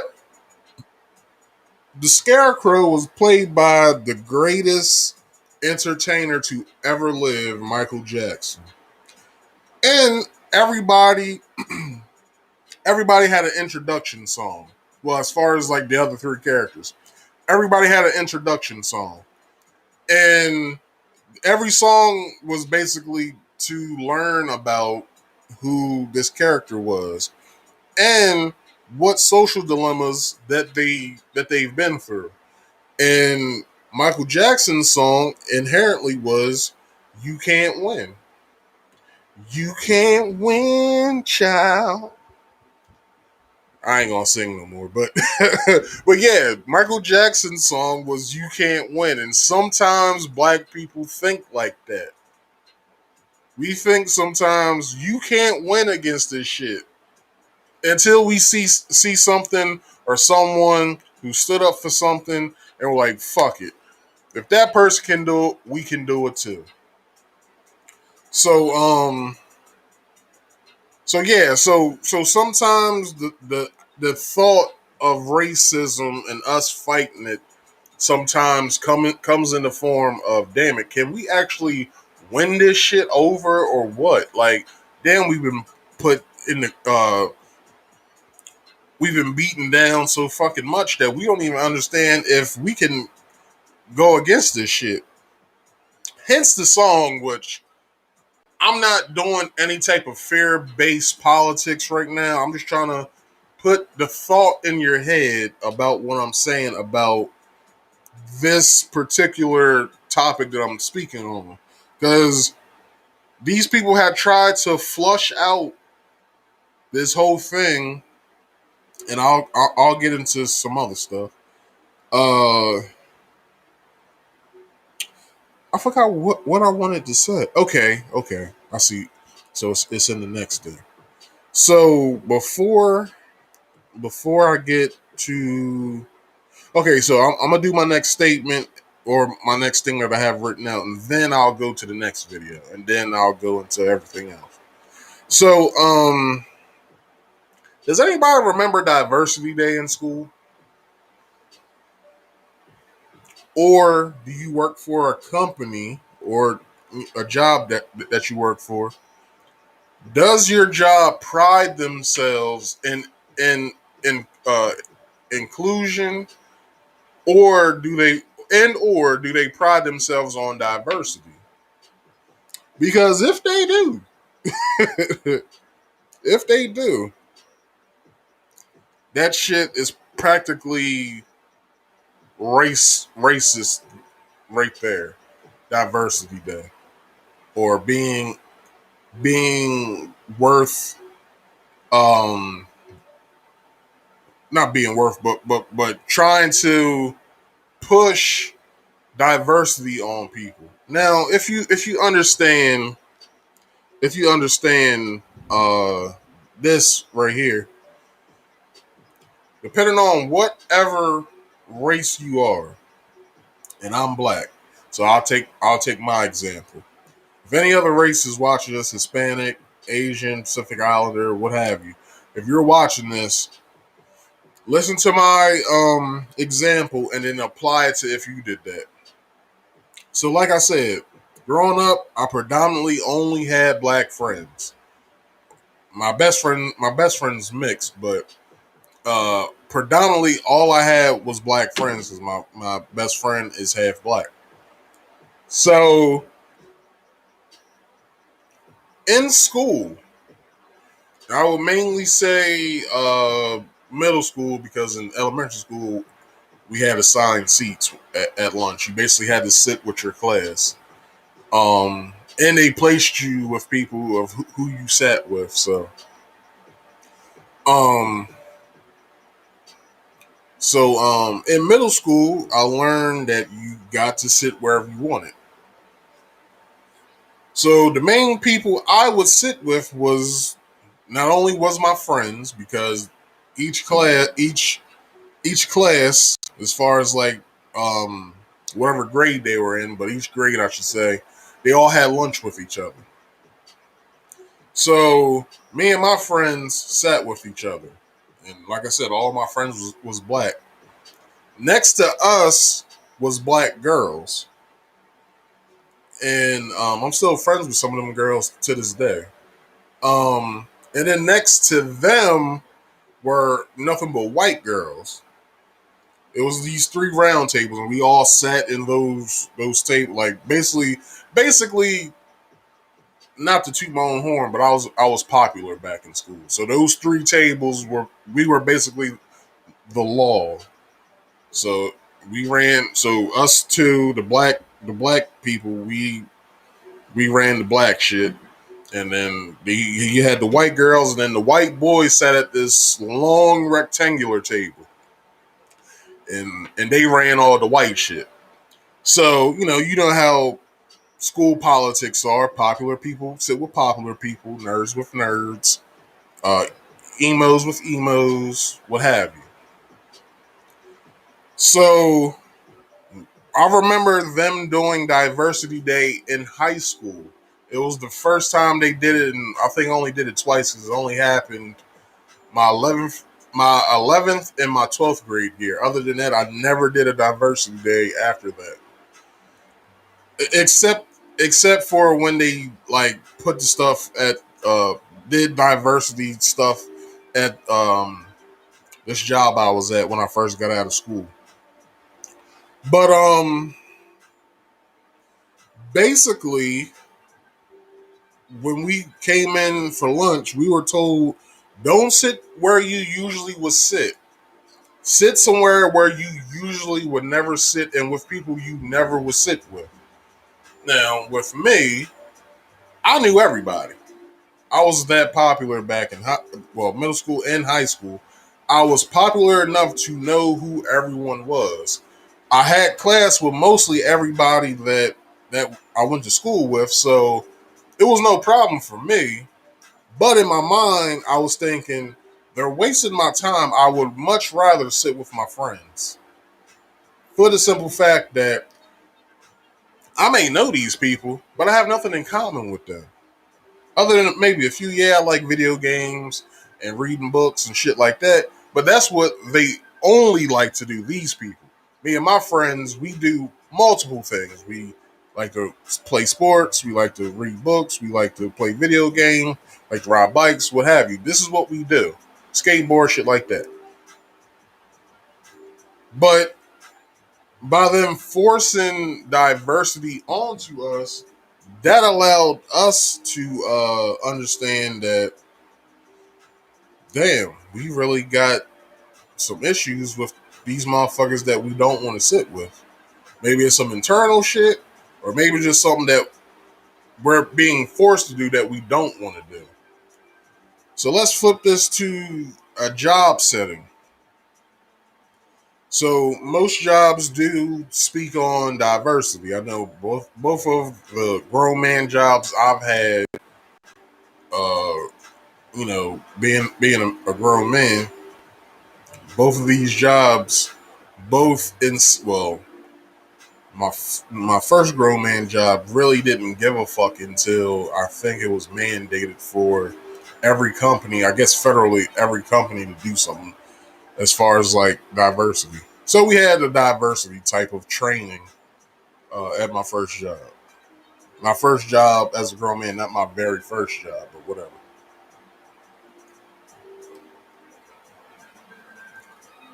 But when you look at this as a grown person and you pay attention to certain things that are, placed in front of you, as far as me being a black dude,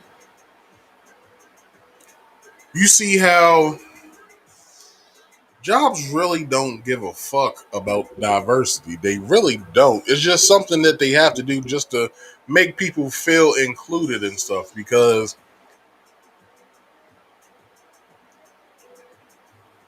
I'm not going to specifically say what job this was, but when I got to this one job, there was only, and to be honest, I had never saw a black uh, manager until I worked at this one job that I was at, and we didn't get him as one until uh, he had until someone had to be placed as a supervisor of said shift that I was on. So that was the very first black supervisor I've ever had. Every other supervisor I ever had before that was always white until this day. Um, but he was the very first one that he was the very first one I've ever had. Then transitioning over to another job, same company, I then encountered my second female at this supervisor. So I'm like, damn, everywhere I seem to go, I get a black supervisor. I'm starting to like this place more. When you start talking to, your supervisors and other black associates and stuff like that, when you start to feel good about your job, that's when you start knowing more and more about what the fuck's happening within the company. I probably only know of a handful of black supervisors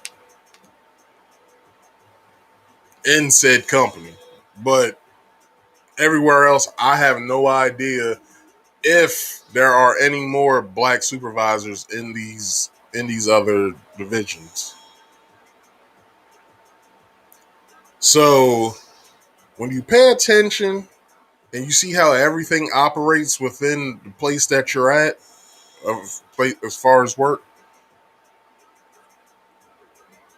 you have to really pay attention and see that what they're really preaching, as far as like the diversity shit, they really don't mean it. Usually it's like a federal mandate that has to go through, and they have to have surveys and stuff of what the employees thought about like the diversity day or whatever, or in schools too. And what else did I have that I wanted to say about this? Yeah, you just basically see that like it's not really true. Like as far as like them feeling like everybody's included, because if everybody was included, you will probably see more anybody of any race being a supervisor or like a go-to person at a job or whatever. So this next thing I have to show is it's kind of the same like the last video, but it kind of gets more into like the background shit of critical race theory. Have you heard about critical race theory? I'm guessing you probably have.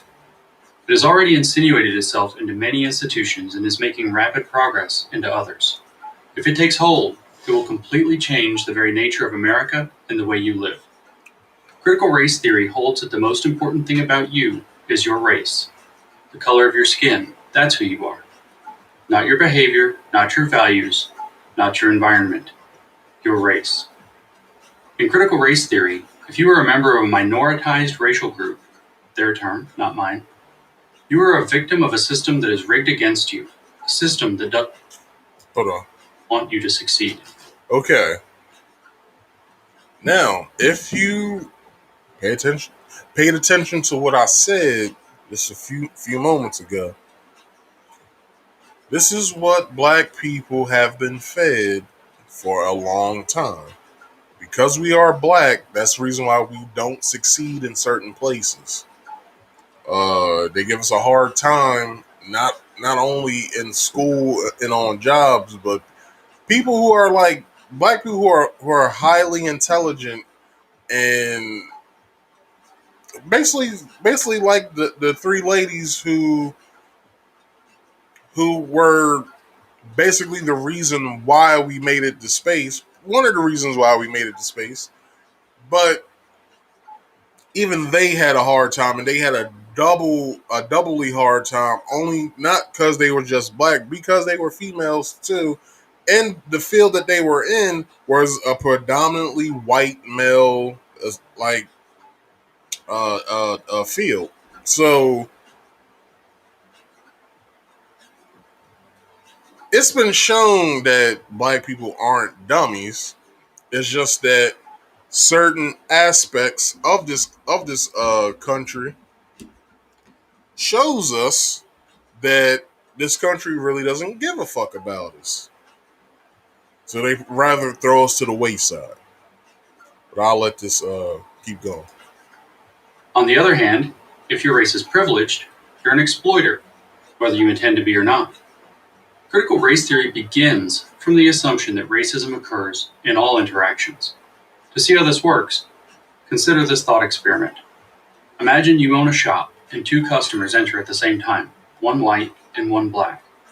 Who do you help first? If you help the black person first, critical race theory would say you did so because you don't trust black people to be left alone in your store. Now, I would say this.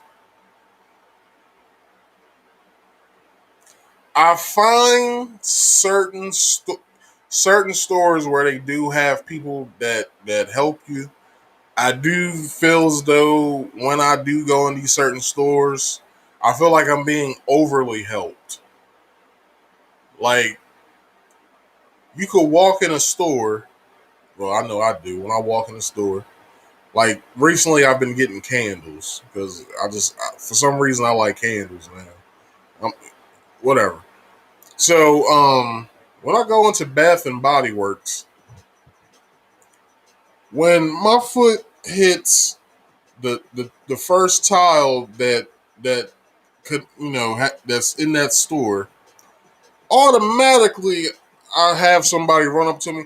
Hey, welcome to Bath and Body Works. Can I help you with anything? Bitch, I just got in here. I don't even know what the fuck I want. Like I know I want candles, but I don't know what scent I want.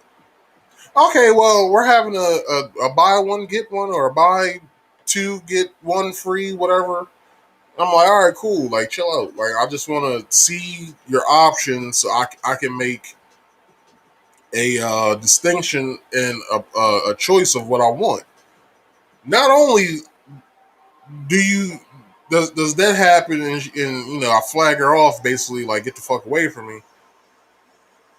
If I'm standing there for more than a minute, another person comes up and is like, "Hey, can I help you with anything today?" It's like, "Yo, bitch, you saw the girl. You saw me talking to the girl. The girl, I basically told her, no, I don't need any help. I'm just looking right now until I make a choice. You're coming over here about to tell me the same goddamn information she had to say to me. Just get away from me and allow me to pick what I have to do so I can pay for my shit and leave. Okay?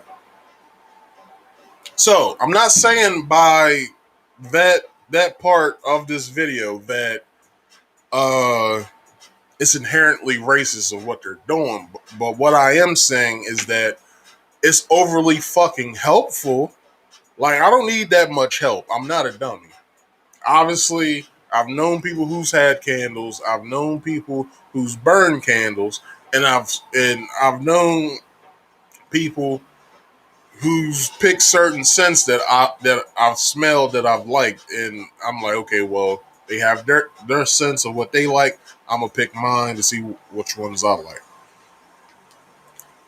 But I do find it overly fucking helpful for people that work in a store, knowing that I know that they're only doing their job, but it's overly fucking helpful for you to come up to me multiple fucking times for no reason. When you just saw your coworker help me, and I told her, "Nah, I don't need any help," and I do make sure that I'm loud enough for anybody can hear me in earshot while I'm in a store. It's not aggressive, but I make sure I'm loud enough to where every coworker can hear what I'm saying. So if they come up to me, I'm gonna just give them a dirty look, like, you obviously heard what I said earlier, but you're about to come back over here. Okay. All right. I'm sorry. I've ranted a little bit, but I'll give this maybe a couple more seconds, and then I'll turn it off. Racist. If you help the white person first instead, critical race theory would say you did so because you think blacks are second-class citizens. That's racist too. That's critical race theory. It can find racism in anything, even if it has to read your mind to do it. Critical race theory is a uniquely American invention.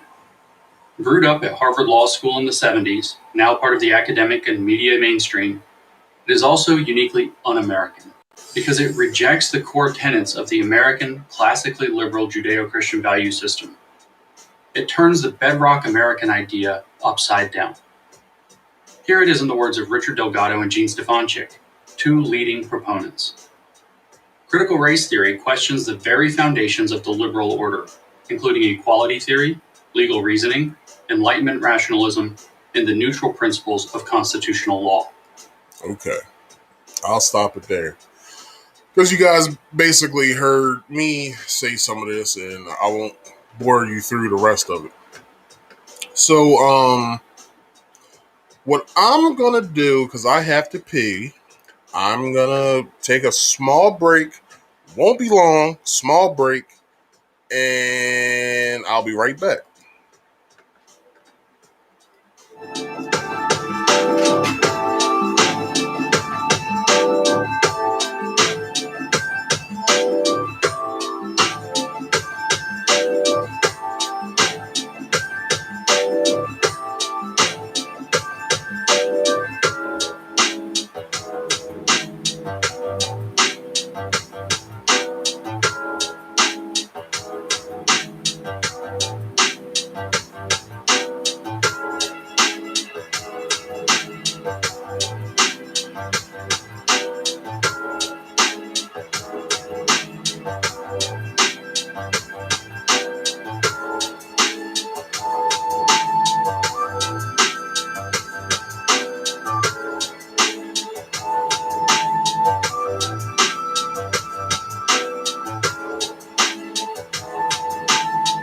What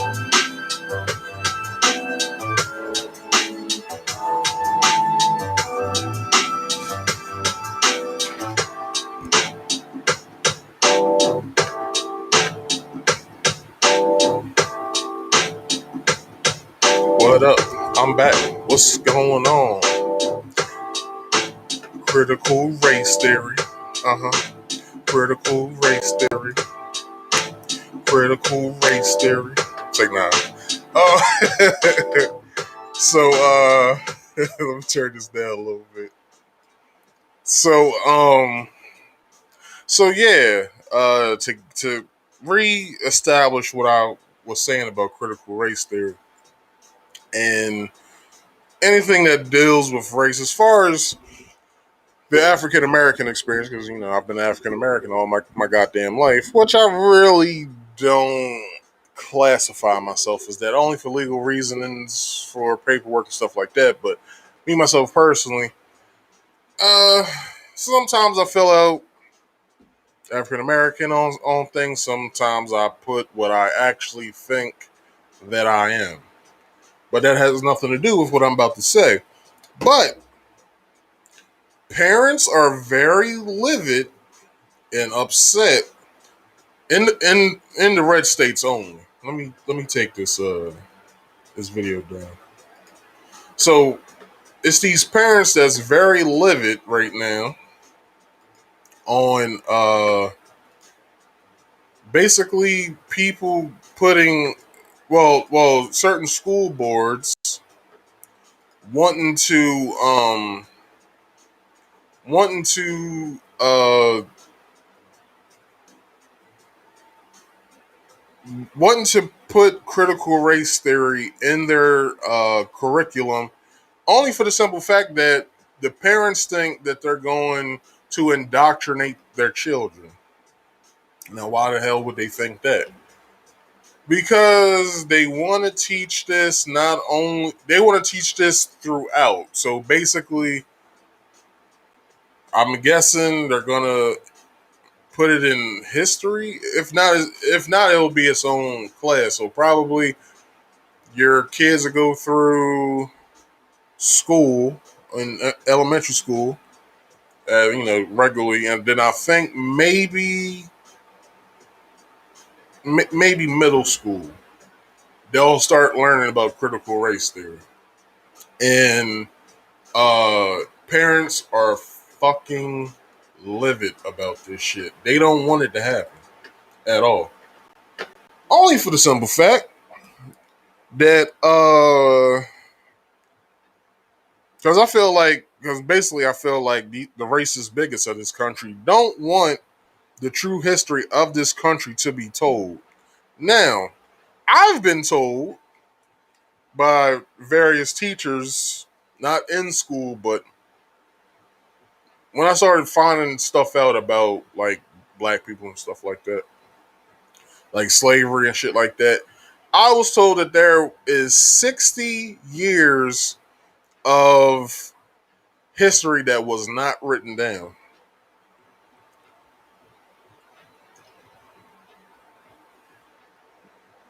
Nothing. My Siri's going crazy.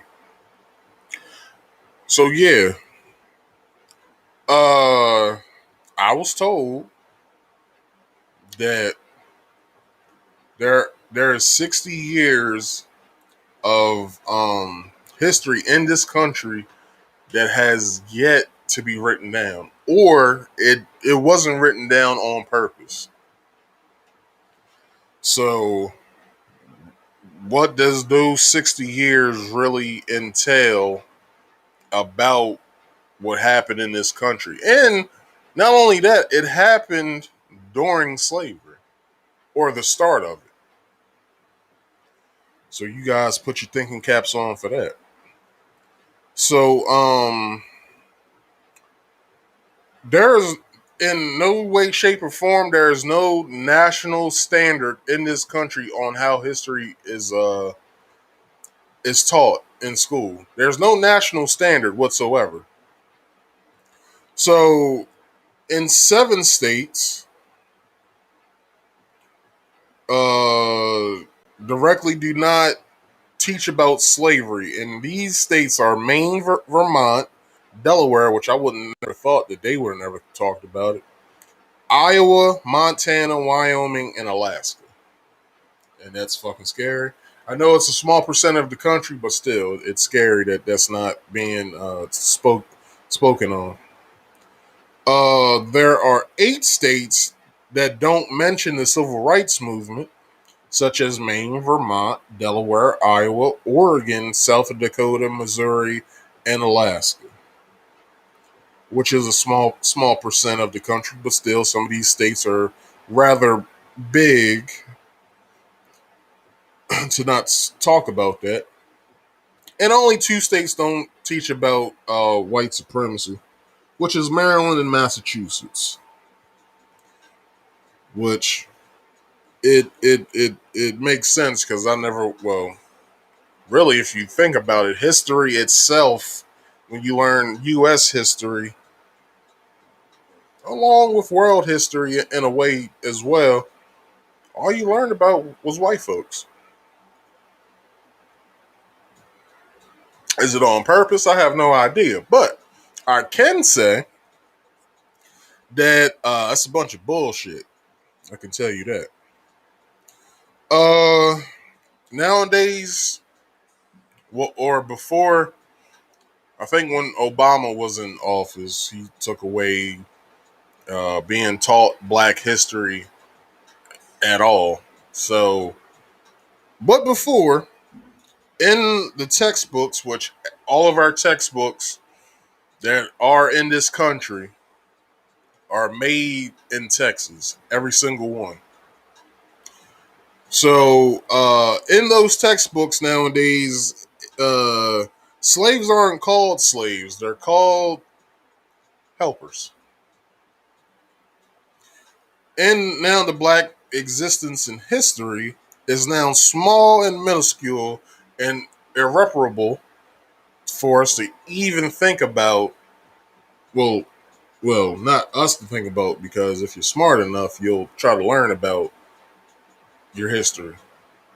But it's small and minuscule to say the least. And possibly nowadays kids probably don't even learn about Black history anymore. Which I would think, to me personally, it's a crime. And I would say for this reason, after I'm done, I will play a video. Let me bring it up now. I'll bring this video up. I haven't brought it up yet. All right. So, let's see. I got like a quarter of a sentence to finish. All right. So, um, children get more information from social media and their cell phones and computers than what they do in the actual classroom. Now, you may be asking yourself, how so? If y'all paid attention to social media, I think there was 2 stories. Well, not 2 stories, but 2 videos. There was a little white girl that argued her parents to oblivion. If you ever saw this video, argued her parents down to where she knew what she was talking about. Now, some people feel like it's good to have white advocates. I'm indifferent. Um, but she basically stated to her parents that, because her dad's a police officer, and he stated basically, uh, he's basically trying to say that all Black people are criminals. Her argument was, no, it's not true, Dad, because then she gave the statistics, the numbers, everything. If y'all ever seen that video, then I think there's another video where I think it was another. I think it was a white woman, and she basically went over something similar, but she went over another stat. But yeah, like basically, Kids get more of their information from the internet because they're always on it now. Unlike my generation, that only was on the internet either in school or when they went to the library, or if you had a personal computer at your house that was in your house that you was able to use. Those were the only times that you was on the computer. Most of the times, if you had more than one sibling, then you was sharing the internet and you couldn't be everywhere.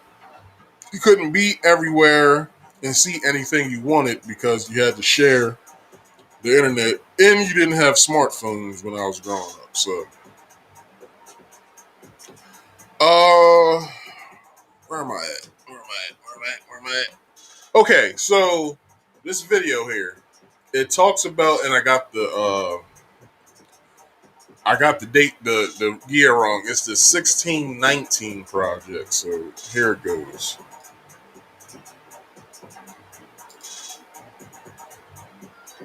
Have you heard of the 1619 Project? It was published by the New York Times in August of 2019. It won the Pulitzer Prize for Commentary in 2020. Its thesis: the United States was founded in 1619 when the first slave was brought to North America. Wait, that brings up some questions. What happened to 1776? To July 4th? The Declaration of Independence? George Washington, Thomas Jefferson, and James Madison? According to the 1619 Project, the Founding Fathers pushed for all that life, liberty, and the pursuit of happiness stuff to protect their slaveholdings. Independence from England, that was just a smokescreen. To them, everything that's wrong with America is tied to her original sin of slavery, from segregation to traffic jams. Yes, traffic jams. For the 1619 Project authors, racism is not a part of the American experience. It is the American experience. Is this true? Let's look at 3 of the project's major claims. 1. Preserving slavery was the real cause of the American Revolution. If you ask the founders, If you remember, the North basically told the South, because there were 2 separate divisions. They basically told them, "Hey, man, I think it'd be nice if you guys got rid of your slaves. We're basically going to war. Sorry, we're it could be any time where we could go to war, and we might need some troops. So if we set our slaves free, then maybe we can indoctrinate them. Or I shouldn't say indoctrinate, but we can involve them in said fights and other political aspects. But if you get a book, and I should have brought it over here. I gotta get a bookshelf to put next to my desk. But anyway, there's a book called what's it called? The Five Negro Presidents. And there's a man in there by the name of, and his name is escaping me. You know what?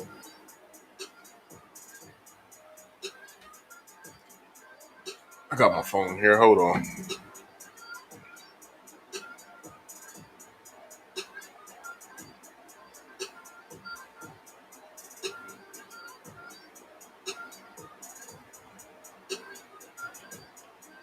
That was good to know that me seeing this video. Hold on. All right, Facebook's back. Facebook's doing this thing. Okay.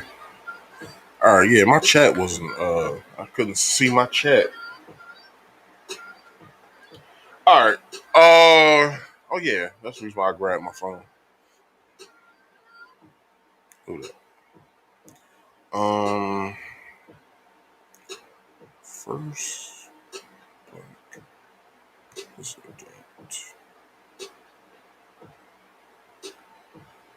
Okay. The first black president, he goes by the name of John Hanson. So yeah, John Hanson in history, born in April 13th of 1721 in Charles County, Maryland.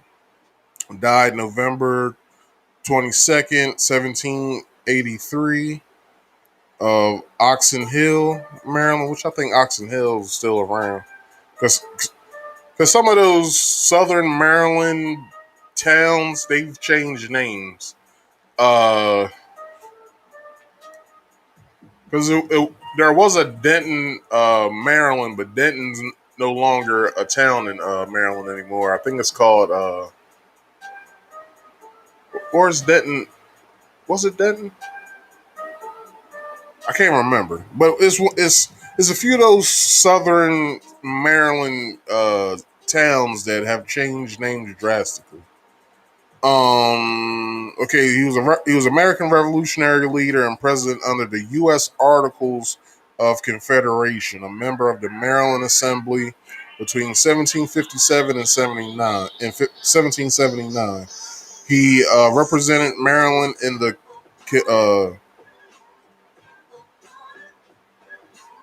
con- Congressional Congress of 1780 to 1782. So yeah, that's a little history on John Hanson. But in the book, it has way more information on him. Uh, what else did I want to say? I think that's it. So we can get back to the video. Why they no longer wanted to be a British colony. They would have given you a long list of reasons. Taxation without representation, conflicts over debts from the French and Indian War, and the Stamp Act would be just a few. Probably most important was the burning desire to be free, to chart their own destiny as a sovereign nation. Protecting slavery. Slavery was not under threat from the British. In fact, Britain didn't free the slaves in its overseas colonies until 1833.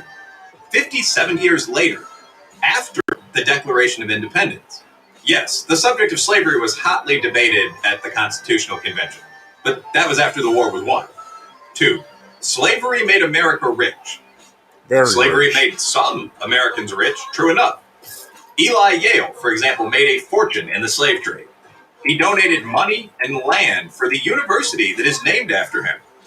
But the institution of slavery didn't make America rich. In fact, the slave system badly slowed the economic development of half the country. As economist Thomas Sowell points out, in 1860, just 1 year before the Civil War began, the South had only 1/6 as many factories as the North.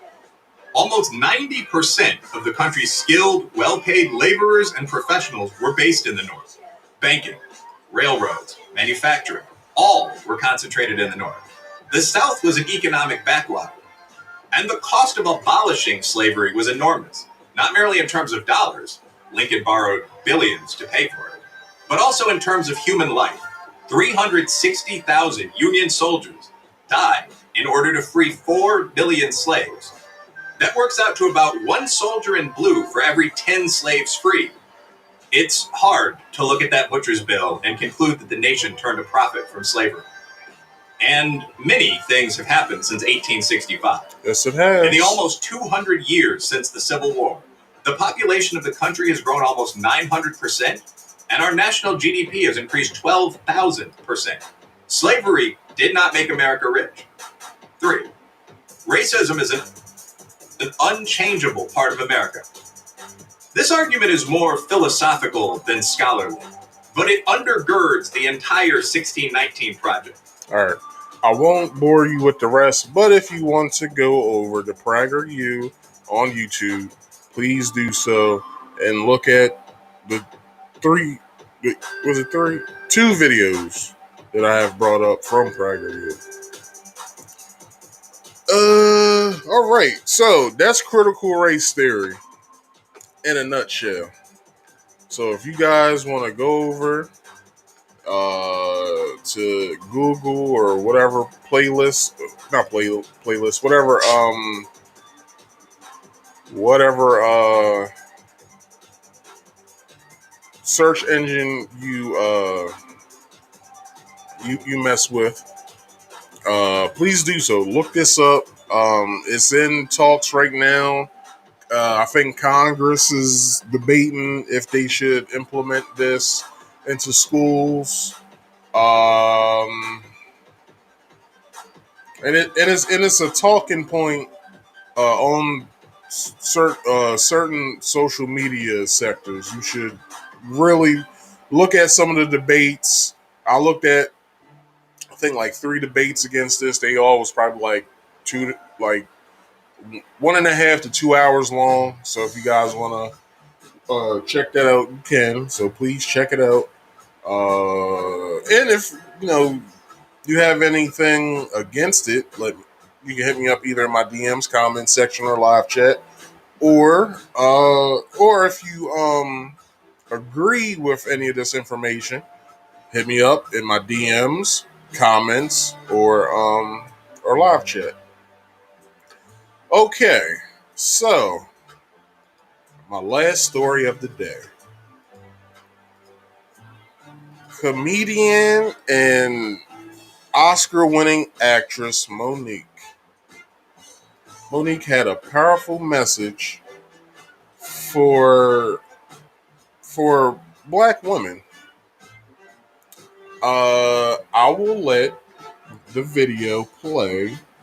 So look at Monique's beautiful face, and then I'm taking it down now. So yeah, Monique had something to say to African American women in public. Hey, my sweet baby. So, it took me a minute to say what I'm getting ready to say because I want to make sure I'm not saying it in judgment, and I want to make sure I'm saying it from a place of love. Be sure to like, comment, and subscribe Y'all, to my some channel. of y'all have given me the title To my of channel. auntie, A his show. and I'm honored that y'all do that, right? But there are times where auntie gotta talk to her babies and say some real shit. So yesterday, I was in the airport in Atlanta because I'm in Jackson, Mississippi now at Chuckles Comedy Club, right? And we got 3 shows tonight. We got a matinee at 5:30, then we got 7, then we got 10, right? And it's If Monique pulls up into y'all city, please show her some love. She's a Maryland comedian. She's from Baltimore. Well, she's really from Baltimore County, but she grew up in Baltimore. Or she lived in Baltimore. But still, that doesn't really matter. Check her out. Her comedy is fucking hilarious. It's good. It's thought provoking. And she has various messages in her comedy. So since she is a state town hero to people such as myself, check her out. She's a very good comedian. She's astounding. excited. I always love going to the stage. So when we got to the airport yesterday, I was excited. Like, all right, baby, let's go get him in Jackson, Mississippi. And as we began to walk through the airport, I saw so many, actually too many to count and too many for me to tap. But I saw so many of our young sisters in head bonnets, scarves, slippers, pajamas, blankets wrapped around them, and this is how they're showing up to the airport. And I've been seeing it, not just at the airport, I've been seeing it at the store, at the mall. I've been seeing sisters showing up with these bonnets and headscarves and these slippers. And the question that I'm having to you, my sweet babies, when did we lose pride in representing ourselves?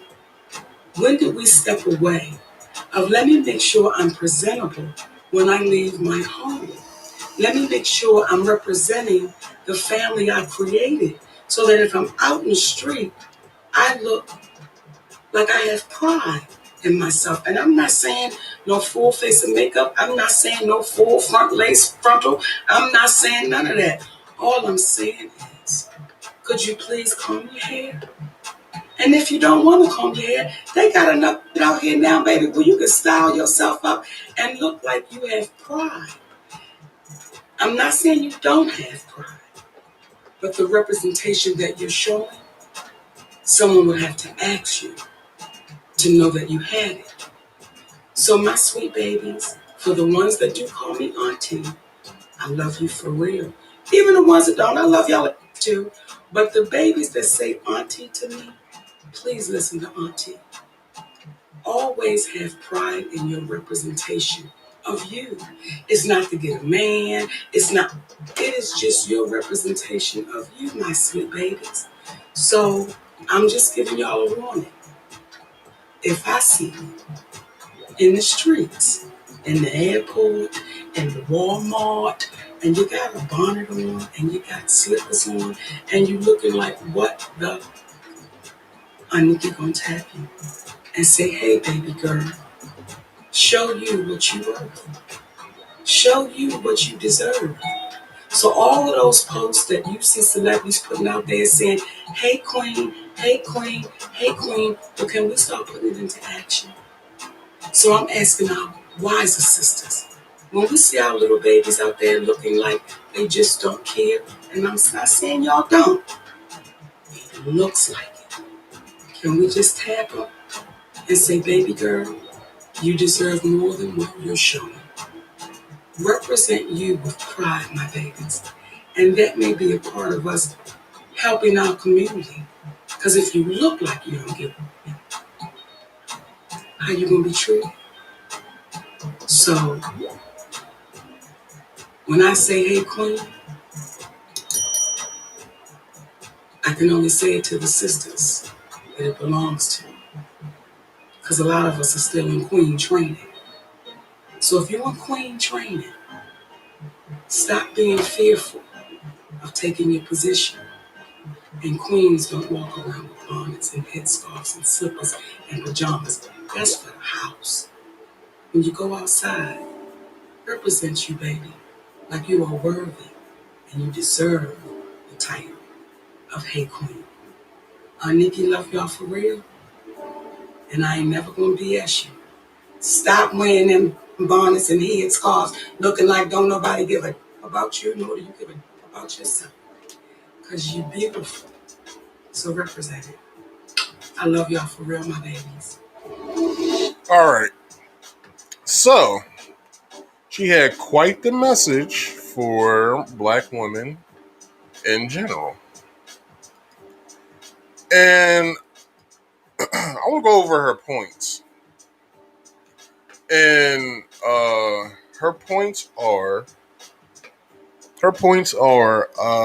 that she sees a majority of black women in headscarves and bonnets and slippers, probably mainly the furry ones that became popular not too long ago.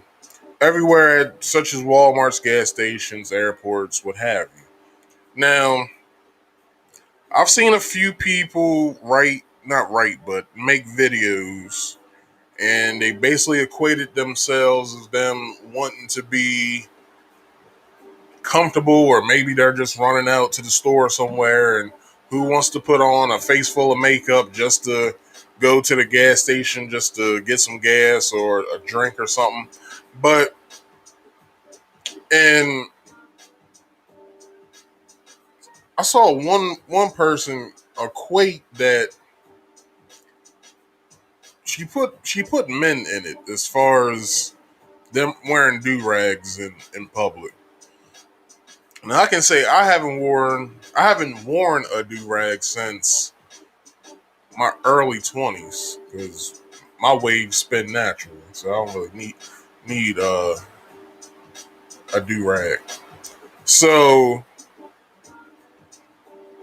they equated themselves next to men and how they walk out in sweatpants and maybe a beater and a do rag and stuff like that. Okay, so par for the course. Maybe sometimes with guys, and I'm not making and not trying to mansplain it, but what I am trying to do is trying to paint a picture for you. Along with the females too. So there are certain men and women who do wear that type of attire out if they're just grabbing something, or we see people in Walmarts there's whole websites and social media pages um um dedicated to people who walk into Walmart wearing damn near anything if not anything. So so what I have to say to her first point is that certain fashions are being, you know, put in front of us, such as the furry slippers, which females wear that I've seen, and that's became like a staple thing for females to wear. I've seen girls who wear hair bonnets and scarves. Some females will say that the reason why that they are wearing those bonnets and head scarves, most of the time is for the simple fact is that maybe they're just trying to protect their hair from getting messed up. That was one point that I heard, and I also asked my sisters and shit like that. Why if they well they really don't wear that type of stuff outside the house. It's usually an in-house thing. Um, Another reason that I heard is because maybe they just want to be comfortable while taking a long flight or something like that.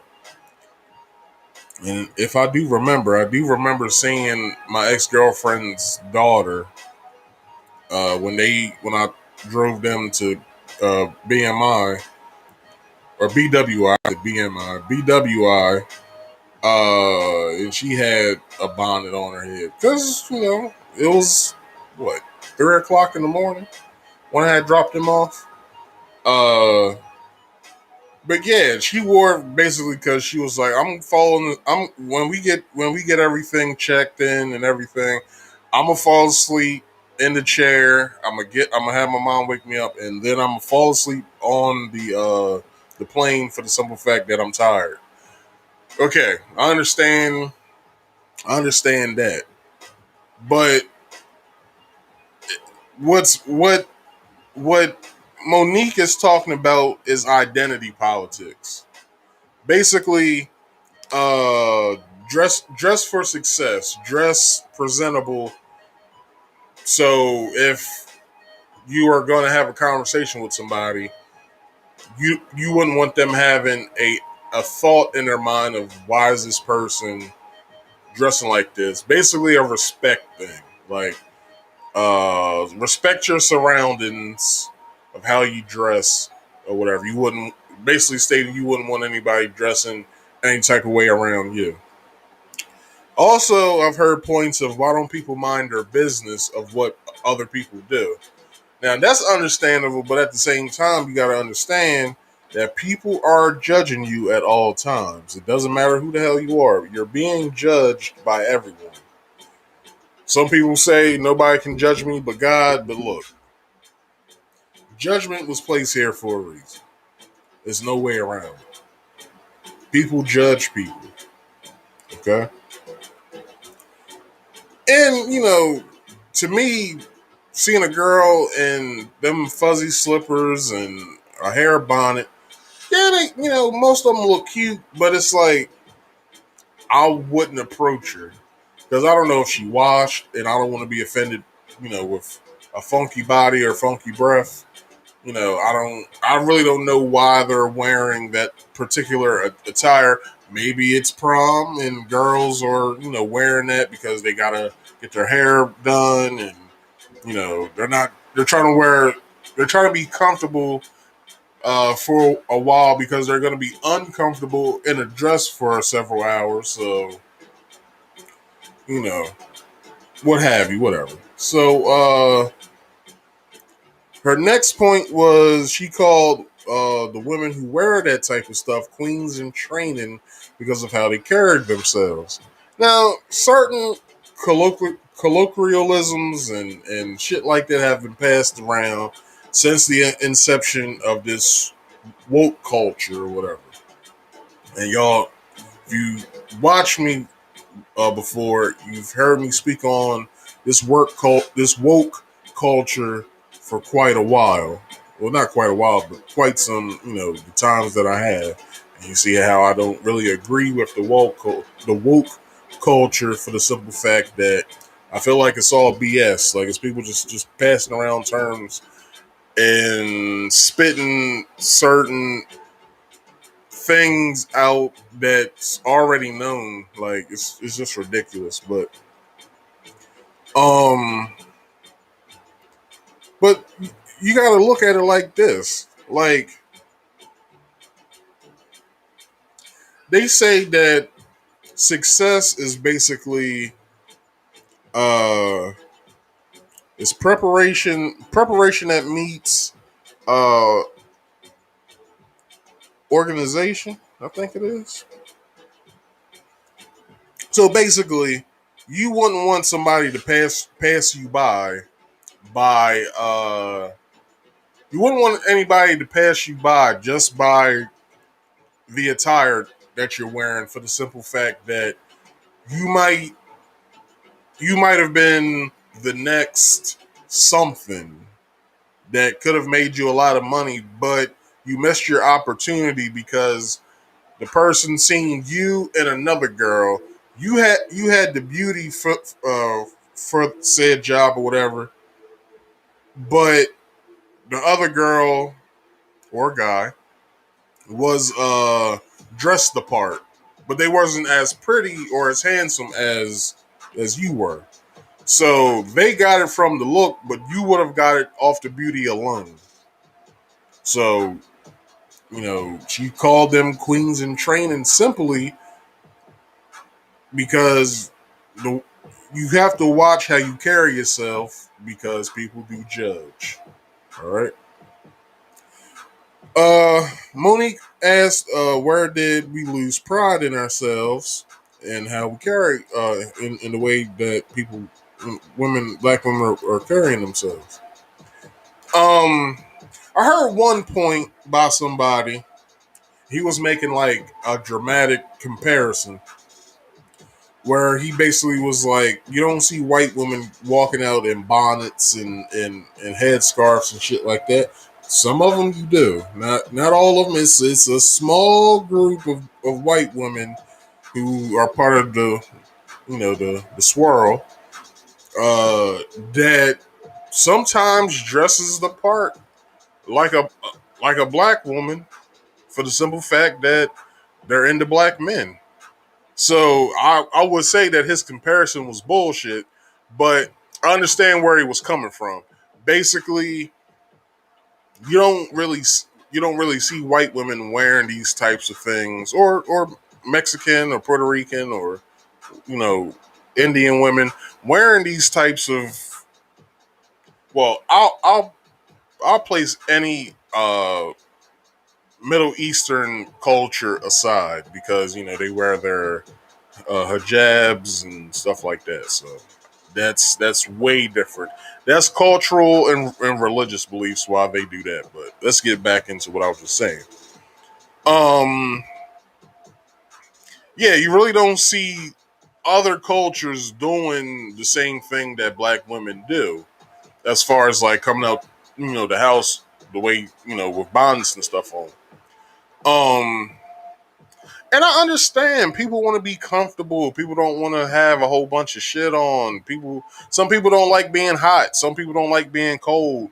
Some people don't like dressing up all the time just to be in one place for a few minutes. I understand this stuff, but you also have to be able to dress the part in because, like I said, you're gonna get judged regardless. It doesn't matter what you do. You're gonna be judged at any and every point in time in your life. Um, what else? She also tells black women to take the headscarves off in public and look presentable. Um, as well as tells women to have pride in yourself. Pride in yourself is key. If you hold yourself to a higher standard than what you do other people, then you would further understand what Monique is getting at. He's basically telling every black woman in America to just take the time and have the pride in yourself. Have a higher a higher state of what you think of yourself than what anybody else does. And then that's basically her message of what she was getting across. Because after that, she tells black women that you all are beautiful and act like it. Because you are. You all are beautiful and you should act as if you are a very attractive, beautiful woman.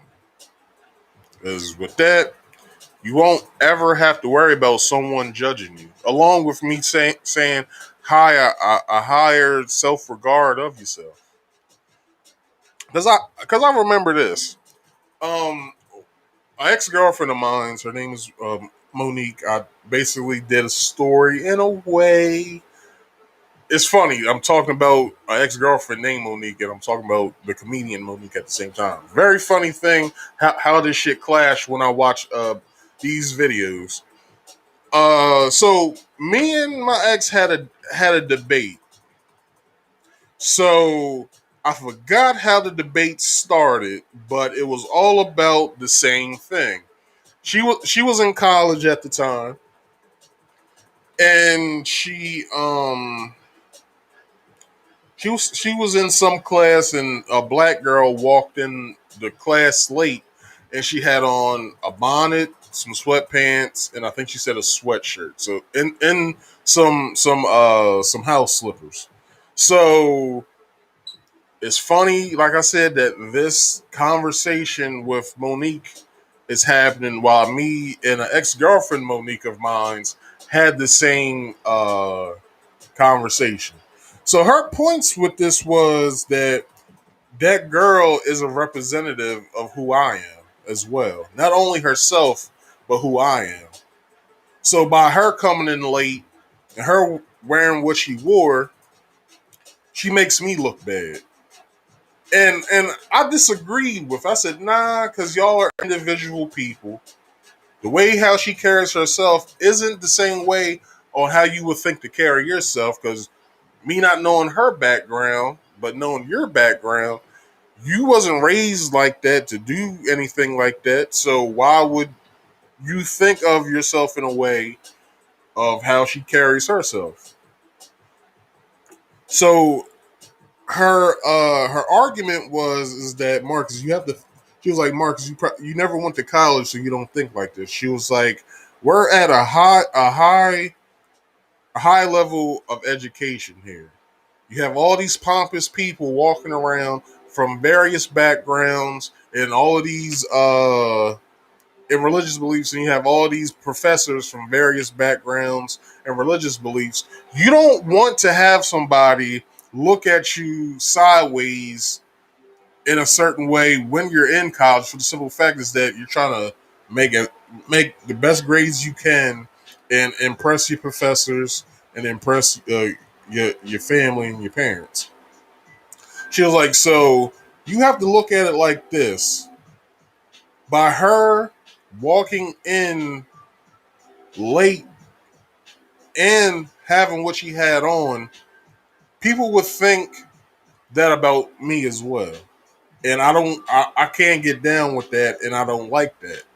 So I would rather, I would have rather her be late, but be dressed dressed in a way where it was more presentable. And it was probably like a 2 hour long debate that we had, and I've basically understood her point. And what I understood from that was that everybody is a representation of anybody else in your race group. So by black women having this collective idea of walking out of the house in bonnets, scarves, house slippers, furry slippers, what have you, what else is on their body as far as shirts and pants go, doesn't matter. But you have to take in consideration that I'm not only a representative of who I am, I'm a representative of every other black woman in this country. So if that's what y'all have to really place in perspective when you leave your house, is that you're a representation of your race class. So you should act more accordingly to your race class's opinions about you and what they think where black people should be at. Not the pompous boule motherfuckers, but everybody else. Everybody else who has the better standard for you, other than these pompous ass boule motherfuckers. So yeah, that's really it. That's really it of what I had to really say about that particular uh subject. But I hope you guys like every subject or every story that I have for y'all today, because I worked hard on it and I hope you guys like this show. But, it's at the end. So, if you could, can you please subscribe if you haven't already done so? I would love to have 150 subscribers by the end of the summer. Once Labor Day comes, I would love to have 150 subscribers. So if you could, like the video so I can be placed in the algorithm so everybody else can see all this good work I'm putting out. And not only that, you can share it as well on your social medias. Just hit the link. Share it to your about to sound like the dude from the Everest commercial. Come on, share the link. You know you want to. You ain't doing shit. It's free. Come on. Hit the comments. Hit the comment section in the live chat when I go live. Okay, it's free. Everything's free. Damn near almost every YouTuber who's not really doing that well is putting all of their stuff on Patreon or OnlyFans. What I would like to do is keep everything here under one house, right here at YouTube. Okay. Also, if you could, if you didn't already know, where's it at? I do a gaming stream on Fridays at 6:30 p.m. Eastern Standard Time. I've been late a few times, but look, as soon as you see the notification, because you should be hitting that bell as well after you subscribe from it. Once you subscribe, you'll see a bell icon on the side. Hit that bell and then hit all so you can get all of my notifications, okay? So yeah, don't forget about Marcus Speaks Play. I'm now doing. I did a game series of Mario 3D World, which I have made the folder for that. So if you guys have kids or if you like video games, you can watch that whole entire thing from start to finish, from episode 1 to episode 8. Okay. I also have Mafia Definitive Edition, what I'm playing now. I have both of those in its own folder as well, so you can catch all of this on my channel. All right, so don't forget about that. I do Marcus Speaks Live, which is this is the podcast that you're watching. I do this every Saturday at 6:30 p.m. Eastern Standard Time. Okay, I'm never late to this. I'm sometimes late to. Well, I won't say I'm never late to this. I've been late maybe once or twice, but I'm never usually late. Okay. As well. I simultaneously stream this to Facebook and YouTube by using restream.com. That allows me to go live on both Facebook and YouTube. But if you're on Facebook, I usually take the video down and I place the link there so you can come to YouTube. I'm trying to have it placed under all one umbrella. Okay. So after this show goes off, the live video goes down. I don't keep it on Facebook. If you